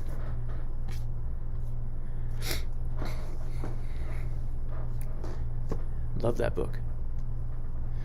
What does Adonai mean? Okay, so Adonai is plural for words, for lords, and the reason we say Adonai is because we don't pronounce the name of Hashem, because first of all we don't know how to pronounce it, and second of all, in case we don't want to pronounce it in a way that would be irreverent, and so it's just a circumlocution, I think it's called, where you're using a word in place of another word. So it's just tradition now that if you're reading from like a Torah scroll in synagogue, whenever you see the divine name, you replace it with the title Adonai. But really, it's understood that when you're saying Adonai, it's the divine name, the four-letter name of the Creator, Yod He Vav He. That's what Adonai comes from. It's very similar to the way English Bibles say Lord instead of, some of them will try and transliterate Jehovah, but we know that's not right.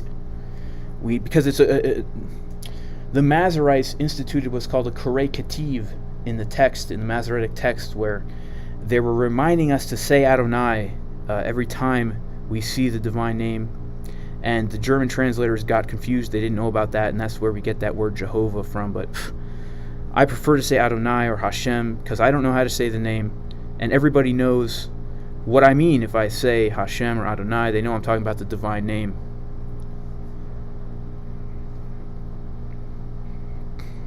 Yeah, Adam Buzzard, Yod He Vav He, YHVH, yes.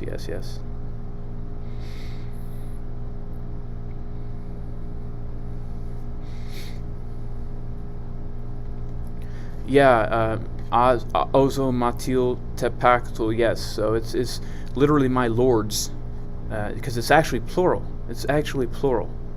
Adonai is plural. Adoni is my lord. Adonai is my lords. Yeah, Andrew G says Yahweh. Some people believe that's the pronunciation. It's an educated guess. I don't know for sure. I don't know. But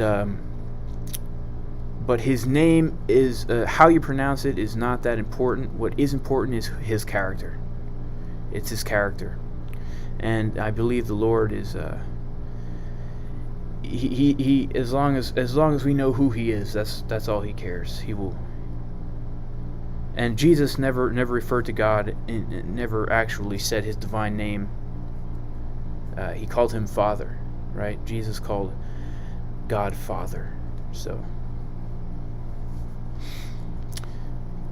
Fizzy CSTV, why wouldn't I want to call God by his personal name? I would love to call God by his personal name. So yeah, I call his name Yeshua. I call him Yah. But like I say, I know Yah is we actually know Yah as the short version of his name, but we don't really know how to pronounce the four letters. But the passage in Isaiah, the famous passage, Hine El Yeshuati Evtach Velo Avchad Ki Oziv Zimrat Yah Adonai, right? That in Isaiah, it's interesting. They do his shorter name and his full name right next to each other. Yeah, Ariel, easy. You can also call it Abba, right? Exactly, Abba. That's what Yeshua called Adonai. He called him Abba, right? He said, "My father" in English, Abba, Daddy.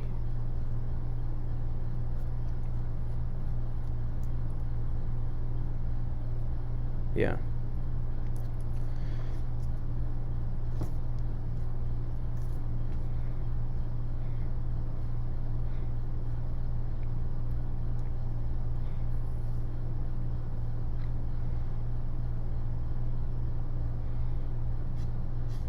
Yeah, Jafil, you still got to answer, why does Paul say that every knee will bow and every tongue will confess that Jesus is Yod He Vav He? Why is he quoting Isaiah 45 in the context of every knee bowing and confessing that Yeshua is Yod He Vav He? And why in Revelation does God say, "I am God, the Almighty, the first and the last. I was dead, but now I'm alive"? There's some very clear passages that make it clear that Jesus is Yod He Vav He in the flesh, and this is a very intense mystery, but it's a beautiful thing. It is a beautiful thing, and it's not crazy to think that God would become a man, right? He came to Abraham with two other of his heavenly sidekicks, right? And it uses the divine name, Yod He Vav He. Yod He Vav He was walking with a man. He was a man. He was there with Abraham. He ate and he drank. He had dusty feet. And then what happened? He went down to Sodom, and it says Adonai Yod He Vav He rained down fire and brimstone from Yod He Vav He in heaven. So throughout the scripture, there's a strange mystery there. We know Adonai Eloheinu, Adonai Echad. Super googly. I will pray for you, my brother. I will pray for you. Is that something you have to do? Do you have to do that?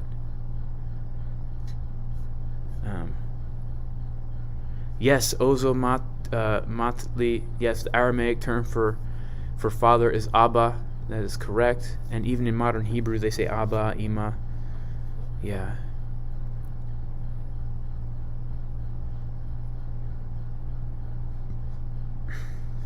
Yeah, I'll pray for you, super googly.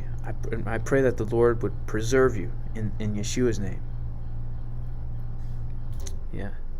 Ricardo, man, you came into this stream at a weird time. What the F is this guy talking about? Man, I'm talking about craziest stuff, man. If you want to get some TA, you gotta you gotta go back and watch the stream, man. This is crazy. Andrew G, do I subscribe to the Hebrew Roots movement? Well, I can't really say. What is the Hebrew Roots movement? What is that? I don't know. I don't know what that is. What do you mean by that? I believe the scriptures. And when you say Hebrew roots, that can mean a lot of things that I would also define as heretical. So I cannot say one way or the other. Yeah, my daughter calls me Abba too, and I really like that a lot. Yeah, get some TA, some theological analysis. Who is the I am? Davesh Shah. Yeah, man, it's okay. You don't have to be here, man. You don't, and that's cool. Or you could rewatch the video.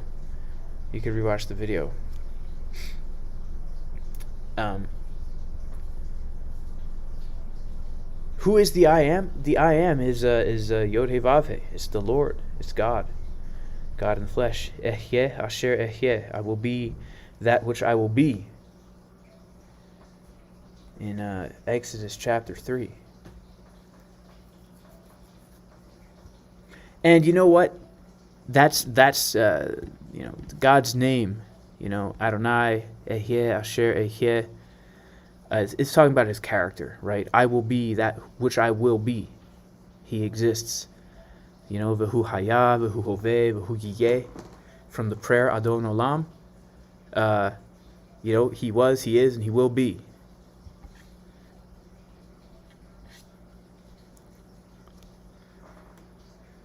Sandra Smith, shout out to you. Someone says that the Hebrew Roots movement are the Notzrim, Notzrim, that's like the modern Hebrew word for Christians, because they're following after Yeshua min Aslat. It's also interesting, Isaiah 11 refers to the Messiah as the Natzer, right, the branch. But yeah, I don't subscribe to anything Hebrew Rooty. I can't, because there's no official belief statement. I cannot subscribe to any kind of movement, I guess you can say. And also, I am a big believer that believers in Jesus, in Yeshua, Jesus was a socialist. I would disagree with that. I think all believers in Jesus should be united in the essential doctrines that we believe in, right? That Yeshua was crucified and he rose from the dead according to the Tanakh, according to the Old Testament scriptures, which are very clear that the Messiah would be crucified and that the sins of his people would be placed upon him. According to Daniel chapter 9, the Messiah would be cut off before the second temple was destroyed. And even in Isaiah 53, it talks about him seeing the light of life after he was crushed. So those are the essential doctrines, and everything else,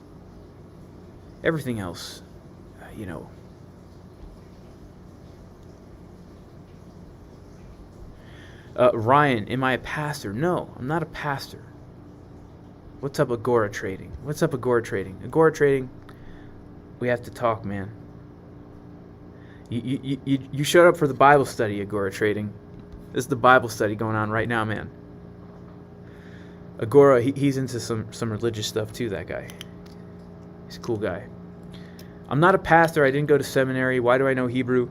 I know Hebrew because when I first became a believer, I wanted to be able to read the Dead Sea Scrolls in the original language because I was very much so into apologetics, right? I came out of a very New Age, a very strange agnostic / New Age / atheistic kind of environment. And so my initial passion was apologetics, and I soon realized that it's very easy to prove the New Testament's authenticity. The manuscript evidence that we have is overwhelming to just show that it has been preserved throughout the past 2,000 years, and it's an accurate eyewitness, full of accurate eyewitness documents, right? But I also quickly realized that it's totally irrelevant if the New Testament has been accurately preserved throughout the generations, if the Old Testament has not been accurately preserved. And I wanted to be able to read the great Isaiah scroll in Hebrew because it's talking about the Messiah, and the great Isaiah scroll is giving us amazing prophecies about the death and the resurrection and the role of the Messiah, right? His divinity, his role as high priest, taking the sins upon the people, his role as king on the earth, the fact that he is born, right? Ki yeled yuled lanu beini tanlanu vaigrashmo peleo et el gibor aviad star shalom.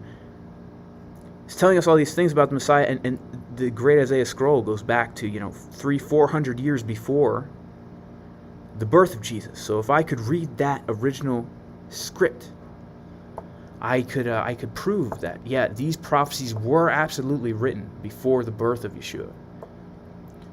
And that's why I know Hebrew, and I have a passion for Hebrew.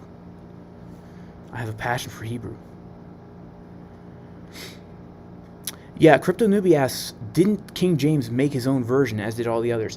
Well, yes and no. We have to understand that when they were compiling different versions of the Bible, they weren't changing the content of the books in the Bible. They were just deciding on which books to put in the Bible. I mean, the Bible we have today is 66 separate books. The contents of those 66 books, we can prove without a shadow of a doubt, have not been changed. But it's the actual books that are included in that collection that have been changed throughout church history. And that goes down a whole other road of study. But we can be very certain that, for example, that the book of Isaiah has not been changed because we can read the manuscripts that date back to 3,000 years ago that are word for word what are modern. I mean, I have right here on my desk, I have a Masoretic text. Right here I've got the Biblia Hebrea Lex Ingratissa, right? I don't know, some Latin German thing. And I can read this Hebrew text, and it's literally word for word what is in the Dead Sea Scroll, book of Isaiah, except for some spelling differences and maybe a word here or there. But yeah, remember that the King James Bible itself has not changed anything. But all translations are not, the Book of Enoch. Yeah, I'm a big fan. I'm a big fan of the Book of Enoch. Crypt Bro says Jesus was a socialist. I disagree with that only because if we read the whole Bible in its context, we know that Jesus is a king of a theocracy. And there is a system of government laid out very clearly in the Torah. Bitcoin under 50K. Not yet. There's a system of government laid out very clearly in the Torah, which is not socialist at all. Everybody owns their own property. Everybody's family goes back to their heritage. There's a system in place to make sure that even if you end up in a bad situation and you have to sell yourself into slavery, you will get set free, and you will be given a whole bunch of possessions when you leave, and you will go back to your inheritance. And it is very important that everybody owns their own stuff, okay? This is very biblical. And so, we need to read Jesus' words in context and remember that, the Torah is giving us a blueprint for, the kingdom of God, right? For how the kingdom of God is going to operate. Belief. Hey, man, I've never heard of that. I've never heard of Jacob's pillar, the stone of scone. I've never heard of that. I should probably look into that. Semiomatic. I don't know. Someone might have deleted your messages. I'm not sure. Shout out to Crypto Newbie, who was a brainwashed Christian for 35 years. Who says there's all kinds of Christian books of nonsense, and yes, King James men changed a lot of it. Well, Crypto Newbie, I respect your I respect your opinion, man. I respect your opinion, but I would challenge you. I would challenge you to actually look at the manuscripts, learn Hebrew, go and read. You can read it online. The PDF high resolution Dead Sea Scrolls. You can read them in the original language. These are snapshots of history, right? 3,000 years ago, and you can read the Torah. You can read. I actually even have electronic version of that, right? I actually have an electronic version of the Dead Sea Scrolls right here, and I can compare it for you on screen. I can show you. I bet you've never seen someone who could do this. The Dead Sea Scrolls in canonical order. I can compare the Hebrew of the Dead Sea with the Hebrew of the Masoretic text right here. And show you that they say the same thing, bro. And our King James Bible is just a translation of this, right? So I'm not your average. I'm a nerd, man. I'm a nerd. All right. Where's my Dead Sea Scrolls over here? Accordance Bible software, guys. Good stuff. Good stuff. Yeah, so I mean, we can literally compare the Dead Sea Scrolls to the Hebrew we have today, right? Bereshit bara Elohim et hashamayim ve'et haaretz. Dead Sea Scrolls. Bereshit bara Elohim, and that's all we have. Et hashamayim ve'et haaretz. We can go to Isaiah, 53, and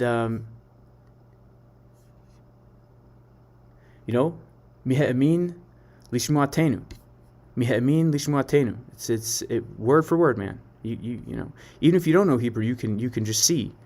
This is actually the electronified version of the Dead Sea Scrolls, where it'll tell you what manuscript it's from. And look, we have it from two different manuscripts. We actually have the same verse, right? Who has believed our report? Right? Who has believed the report? And the arm of Adonai, to whom has it been revealed? And then it's the same verse from another manuscript. And this is actually really cool too for super nerds. Whenever the Dead Sea Scrolls has preserved the Paleo-Hebrew divine name here, the divine Yod-Heh-Vav-Heh, in the Paleo-Hebrew, this Accordance Bible software will actually put it in the Paleo-Hebrew. I think that's pretty cool. This literally has become a full-on Bible study, guys. This has become a full-on Bible study. Well, you know what? What can I say? May the name of Yeshua be glorified. Yes, Crypto. I was reading the Dead Sea Scrolls and saw this Bitcoin chart. Yeah, guys. If any of you are serious about studying the Scripture, I'm telling you, wow, Bitcoin is officially at 50K. I just got the notification. But is that true? Because I don't see it at 50K. Maybe I might have put an alert before Bitcoin got to 50K, because 50K is one of the areas where I'm actually looking to go long. Let me zoom in actually on. See if I can see anything here. I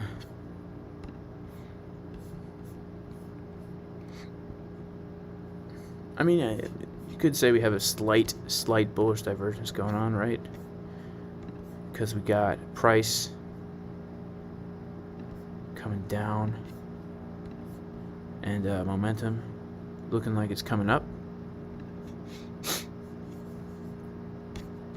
Yeah, it's interesting stuff. It's interesting stuff.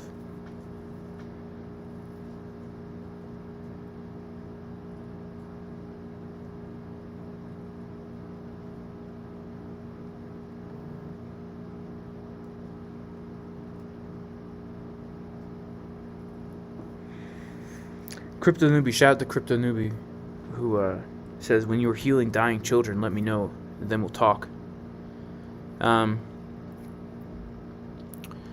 Shout out to Hugo Torres, who says, more important to have a relationship with him than to pronounce his name correctly. Absolutely, 100%. You know, if the Lord wanted us to know the pronunciation of his name, he would have made it extremely clear. But he did not. And like we were saying before, you know, Jesus called him Abba, right? He called him Father. It's who he is. It's his character. His character. You know, in the ancient Semitic world, somebody's name, right, was their character. Who they are. It's who he is. That's what counts.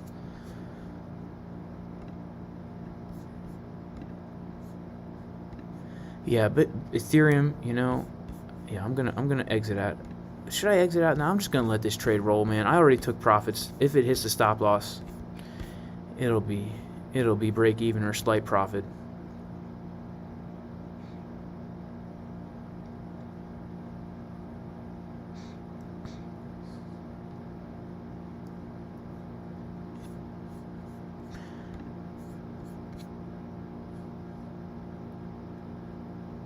Lower highs on price, higher highs on RSI.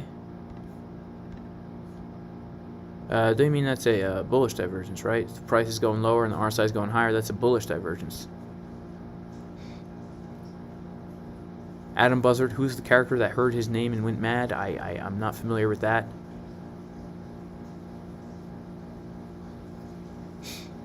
Yeah, I'm actually still in a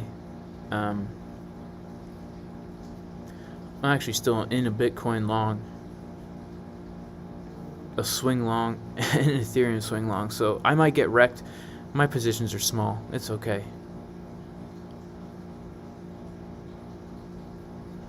Shout out to Aim Chaosun, who says, there are so many authors and books in the Bible, yet the whole Bible speaks of the same message. It's all about Messiah.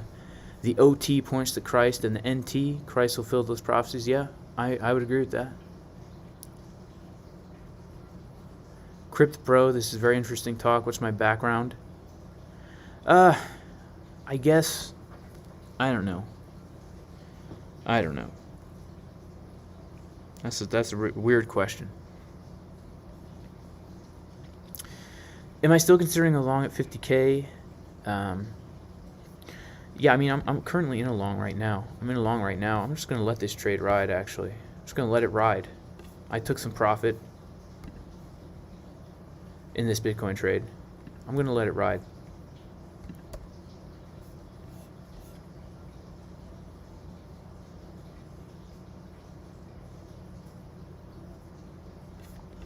I think the lowest that we'll go is 48, to be honest with you guys.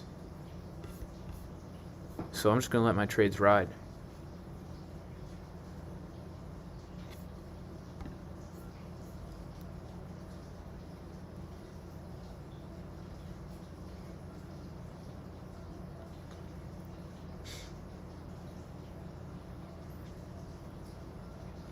Yeah, many esoteric researchers affirm that the name Israel is the combination of the names of ancient pagan deities Isis, Ra, and El.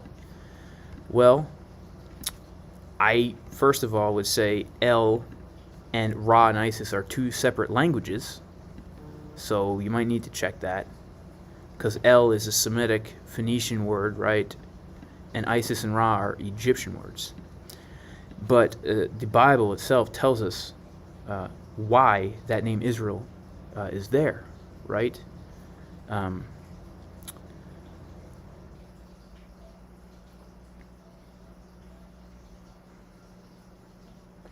If we go to Genesis chapter 28, let's see, can we get there? What's going on?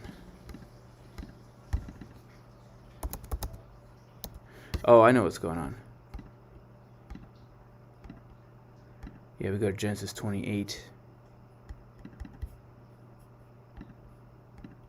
In the Hebrew Bible.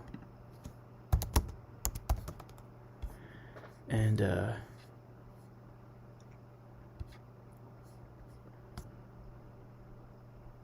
let's see. Oh, I'm sorry. Not Genesis 28. Genesis 32. I'm pretty sure. Is it Genesis 32? Yeah. Yeah. Vayomer lo Yaakov Yaomer od Shimcha ki im Yisrael ki sar'ita im Elohim ve'in anoshim vatuchal, which means and he said, your name no longer will be called again Jacob, but however Israel, for you wrestled with Elohim and with men, and you have prevailed. Right?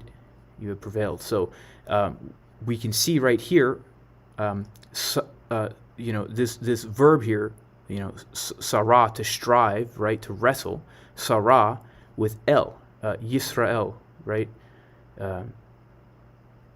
He strives with God, right?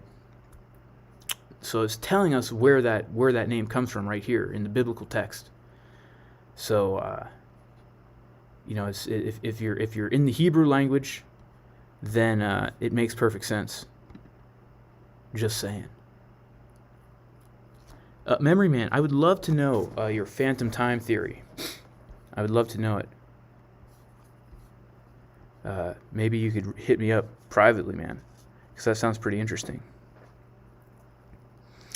Marcos Ruiz, who just came in, wants to know what the heck is happening. You click on a live stream about Bitcoin, and there's some guy reading Hebrew. Oh my God. All right, guys.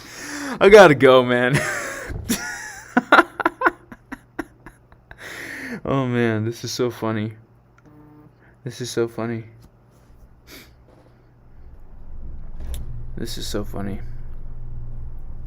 Yeah, Market Cipher has been very difficult to read lately with Bitcoin, absolutely, because there's been so little volatility. It's been so little volatility. So that the signals have not really been... how old am I and how long did it take me to learn Hebrew? I am 30, and I've been studying Hebrew since 2013. How did I become a believer? Okay. Oh, Nebuchadnezzar went mad, right? Daniel chapter 4, Adam Buzzard. Thank you. I was in a band, and the Lord just took a hold of my life, and it was weird because I was having the time of my life doing everything I wanted to do, and the Holy Spirit just changed me. I can't explain it. I had different desires. I quit my band. I repented of my sinful lifestyle, and at that time I had nothing in my life. I had no friends. I had no job. I was living in my parents' garage. It was the most joy-filled time of my life, being close and intimate with the Lord, and that's how I became a believer, long story short. Yeah, Bitcoin's about to fall. Everyone says Bitcoin's about to fall.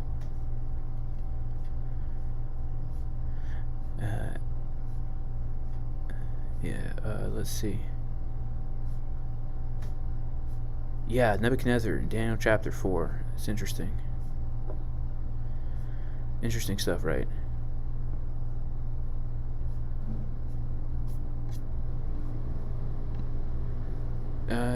Yeah, let's see. I mean, it does. We do have a bullish divergence forming right here. Like, we see that price is coming down, and it looks like momentum is coming up as well.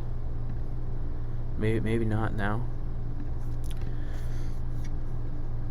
Yeah, guys. I'm not too concerned about this. I'm not. Like, I've locked in a lot of profits here. I'm gonna take a chance. I really want to get. I want to get in a good trade. I want to get in low. Once everyone's freaking out, FOMOing out.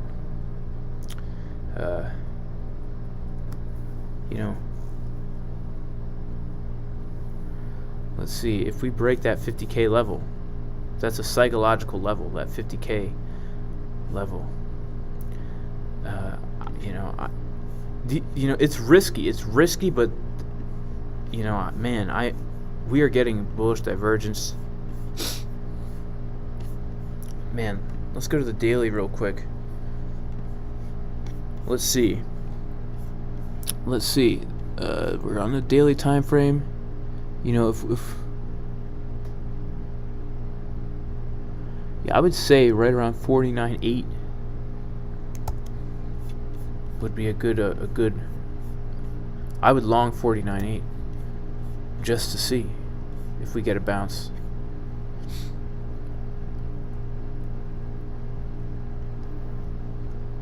Wow, this is crazy though, guys. This really is crazy.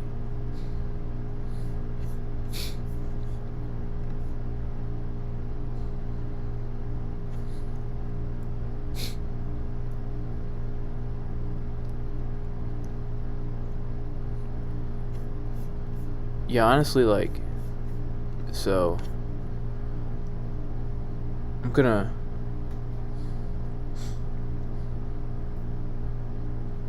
Schwartz says Bitcoin's crashing to 12K. Let's see, ETH. What's going on with ETH? ETH, man. Whew. Man, I just got stopped out of this scalp, but I already took profits at 5.25%, so I'm good. But wow, look at this, man. ETH coming down to test this 21 EMA on the daily.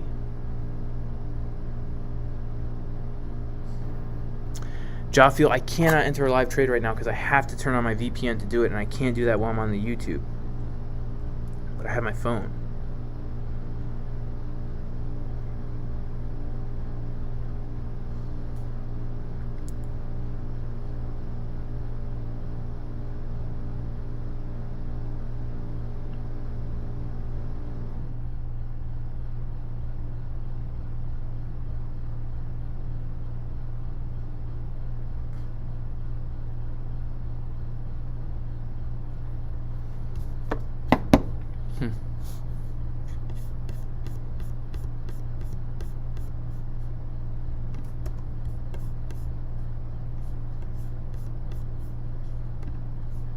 Man, look at that though. Look at this bounce off 49.8. I told y'all.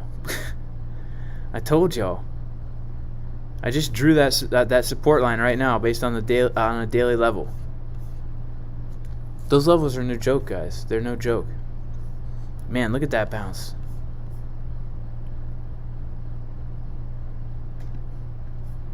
Look at that bounce.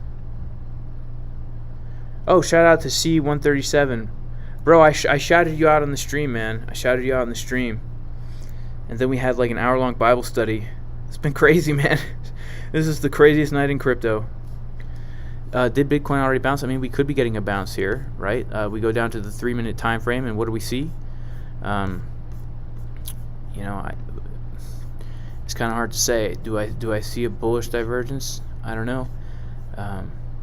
But you know, I'm gonna long this just in case, because really now, like, if we want to catch the bottom, we just gotta long the supports with a tight stop, and if we lose it, we try for the next one. Just don't waste all your money. Like, enter a small position. If you're gonna do that, enter a small position.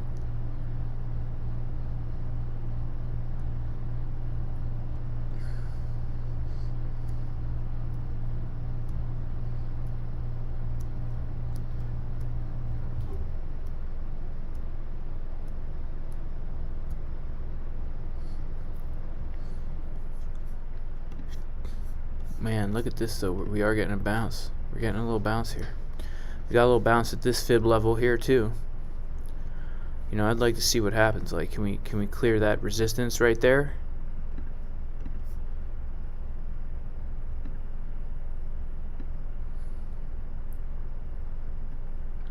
There's gonna be a lot of volatility here.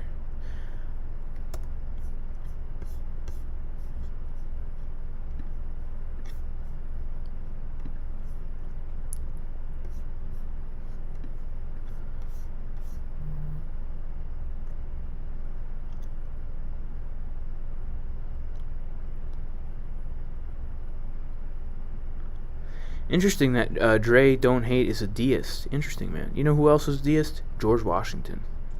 and a lot of the so-called founding fathers of the United States of America. Yeah, this is an interesting bounce we got going on here. Right now we're in between a daily level and a Fibonacci level. And if we zoom out to the 4-hour, you know, guys, we're gonna eventually have to come up and retest this 21 EMA. That's going to happen. So if this is absolutely a downtrend, a good short is going to be when we come back up and test, you know, this level, or when we test this level, and you know, just remember, as we're getting these bounces, you know, I was long on Bitcoin and Ethereum off these bounces, right? I got the 55 EMA bounce, and so just because we're getting a bounce doesn't mean that it's the bottom, right? Because I longed this here. It was a nice trade. It was actually a nice trade, nice scalp trade, but it doesn't mean we're at the bottom. But we're getting a nice bounce off of this candlestick here for Bitcoin. Yeah, I'm gonna enter a small long position here just to see.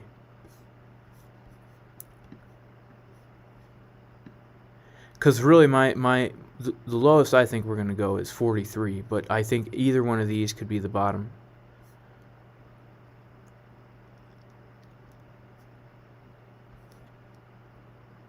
Yeah, that's a good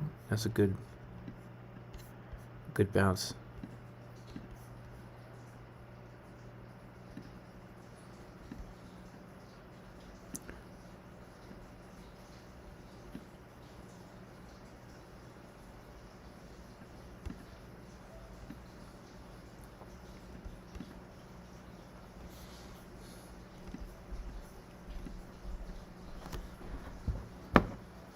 Let me see if I can get in here.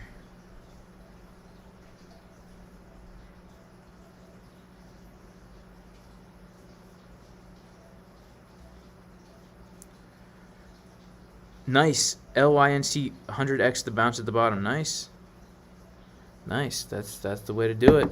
That's the way to do it.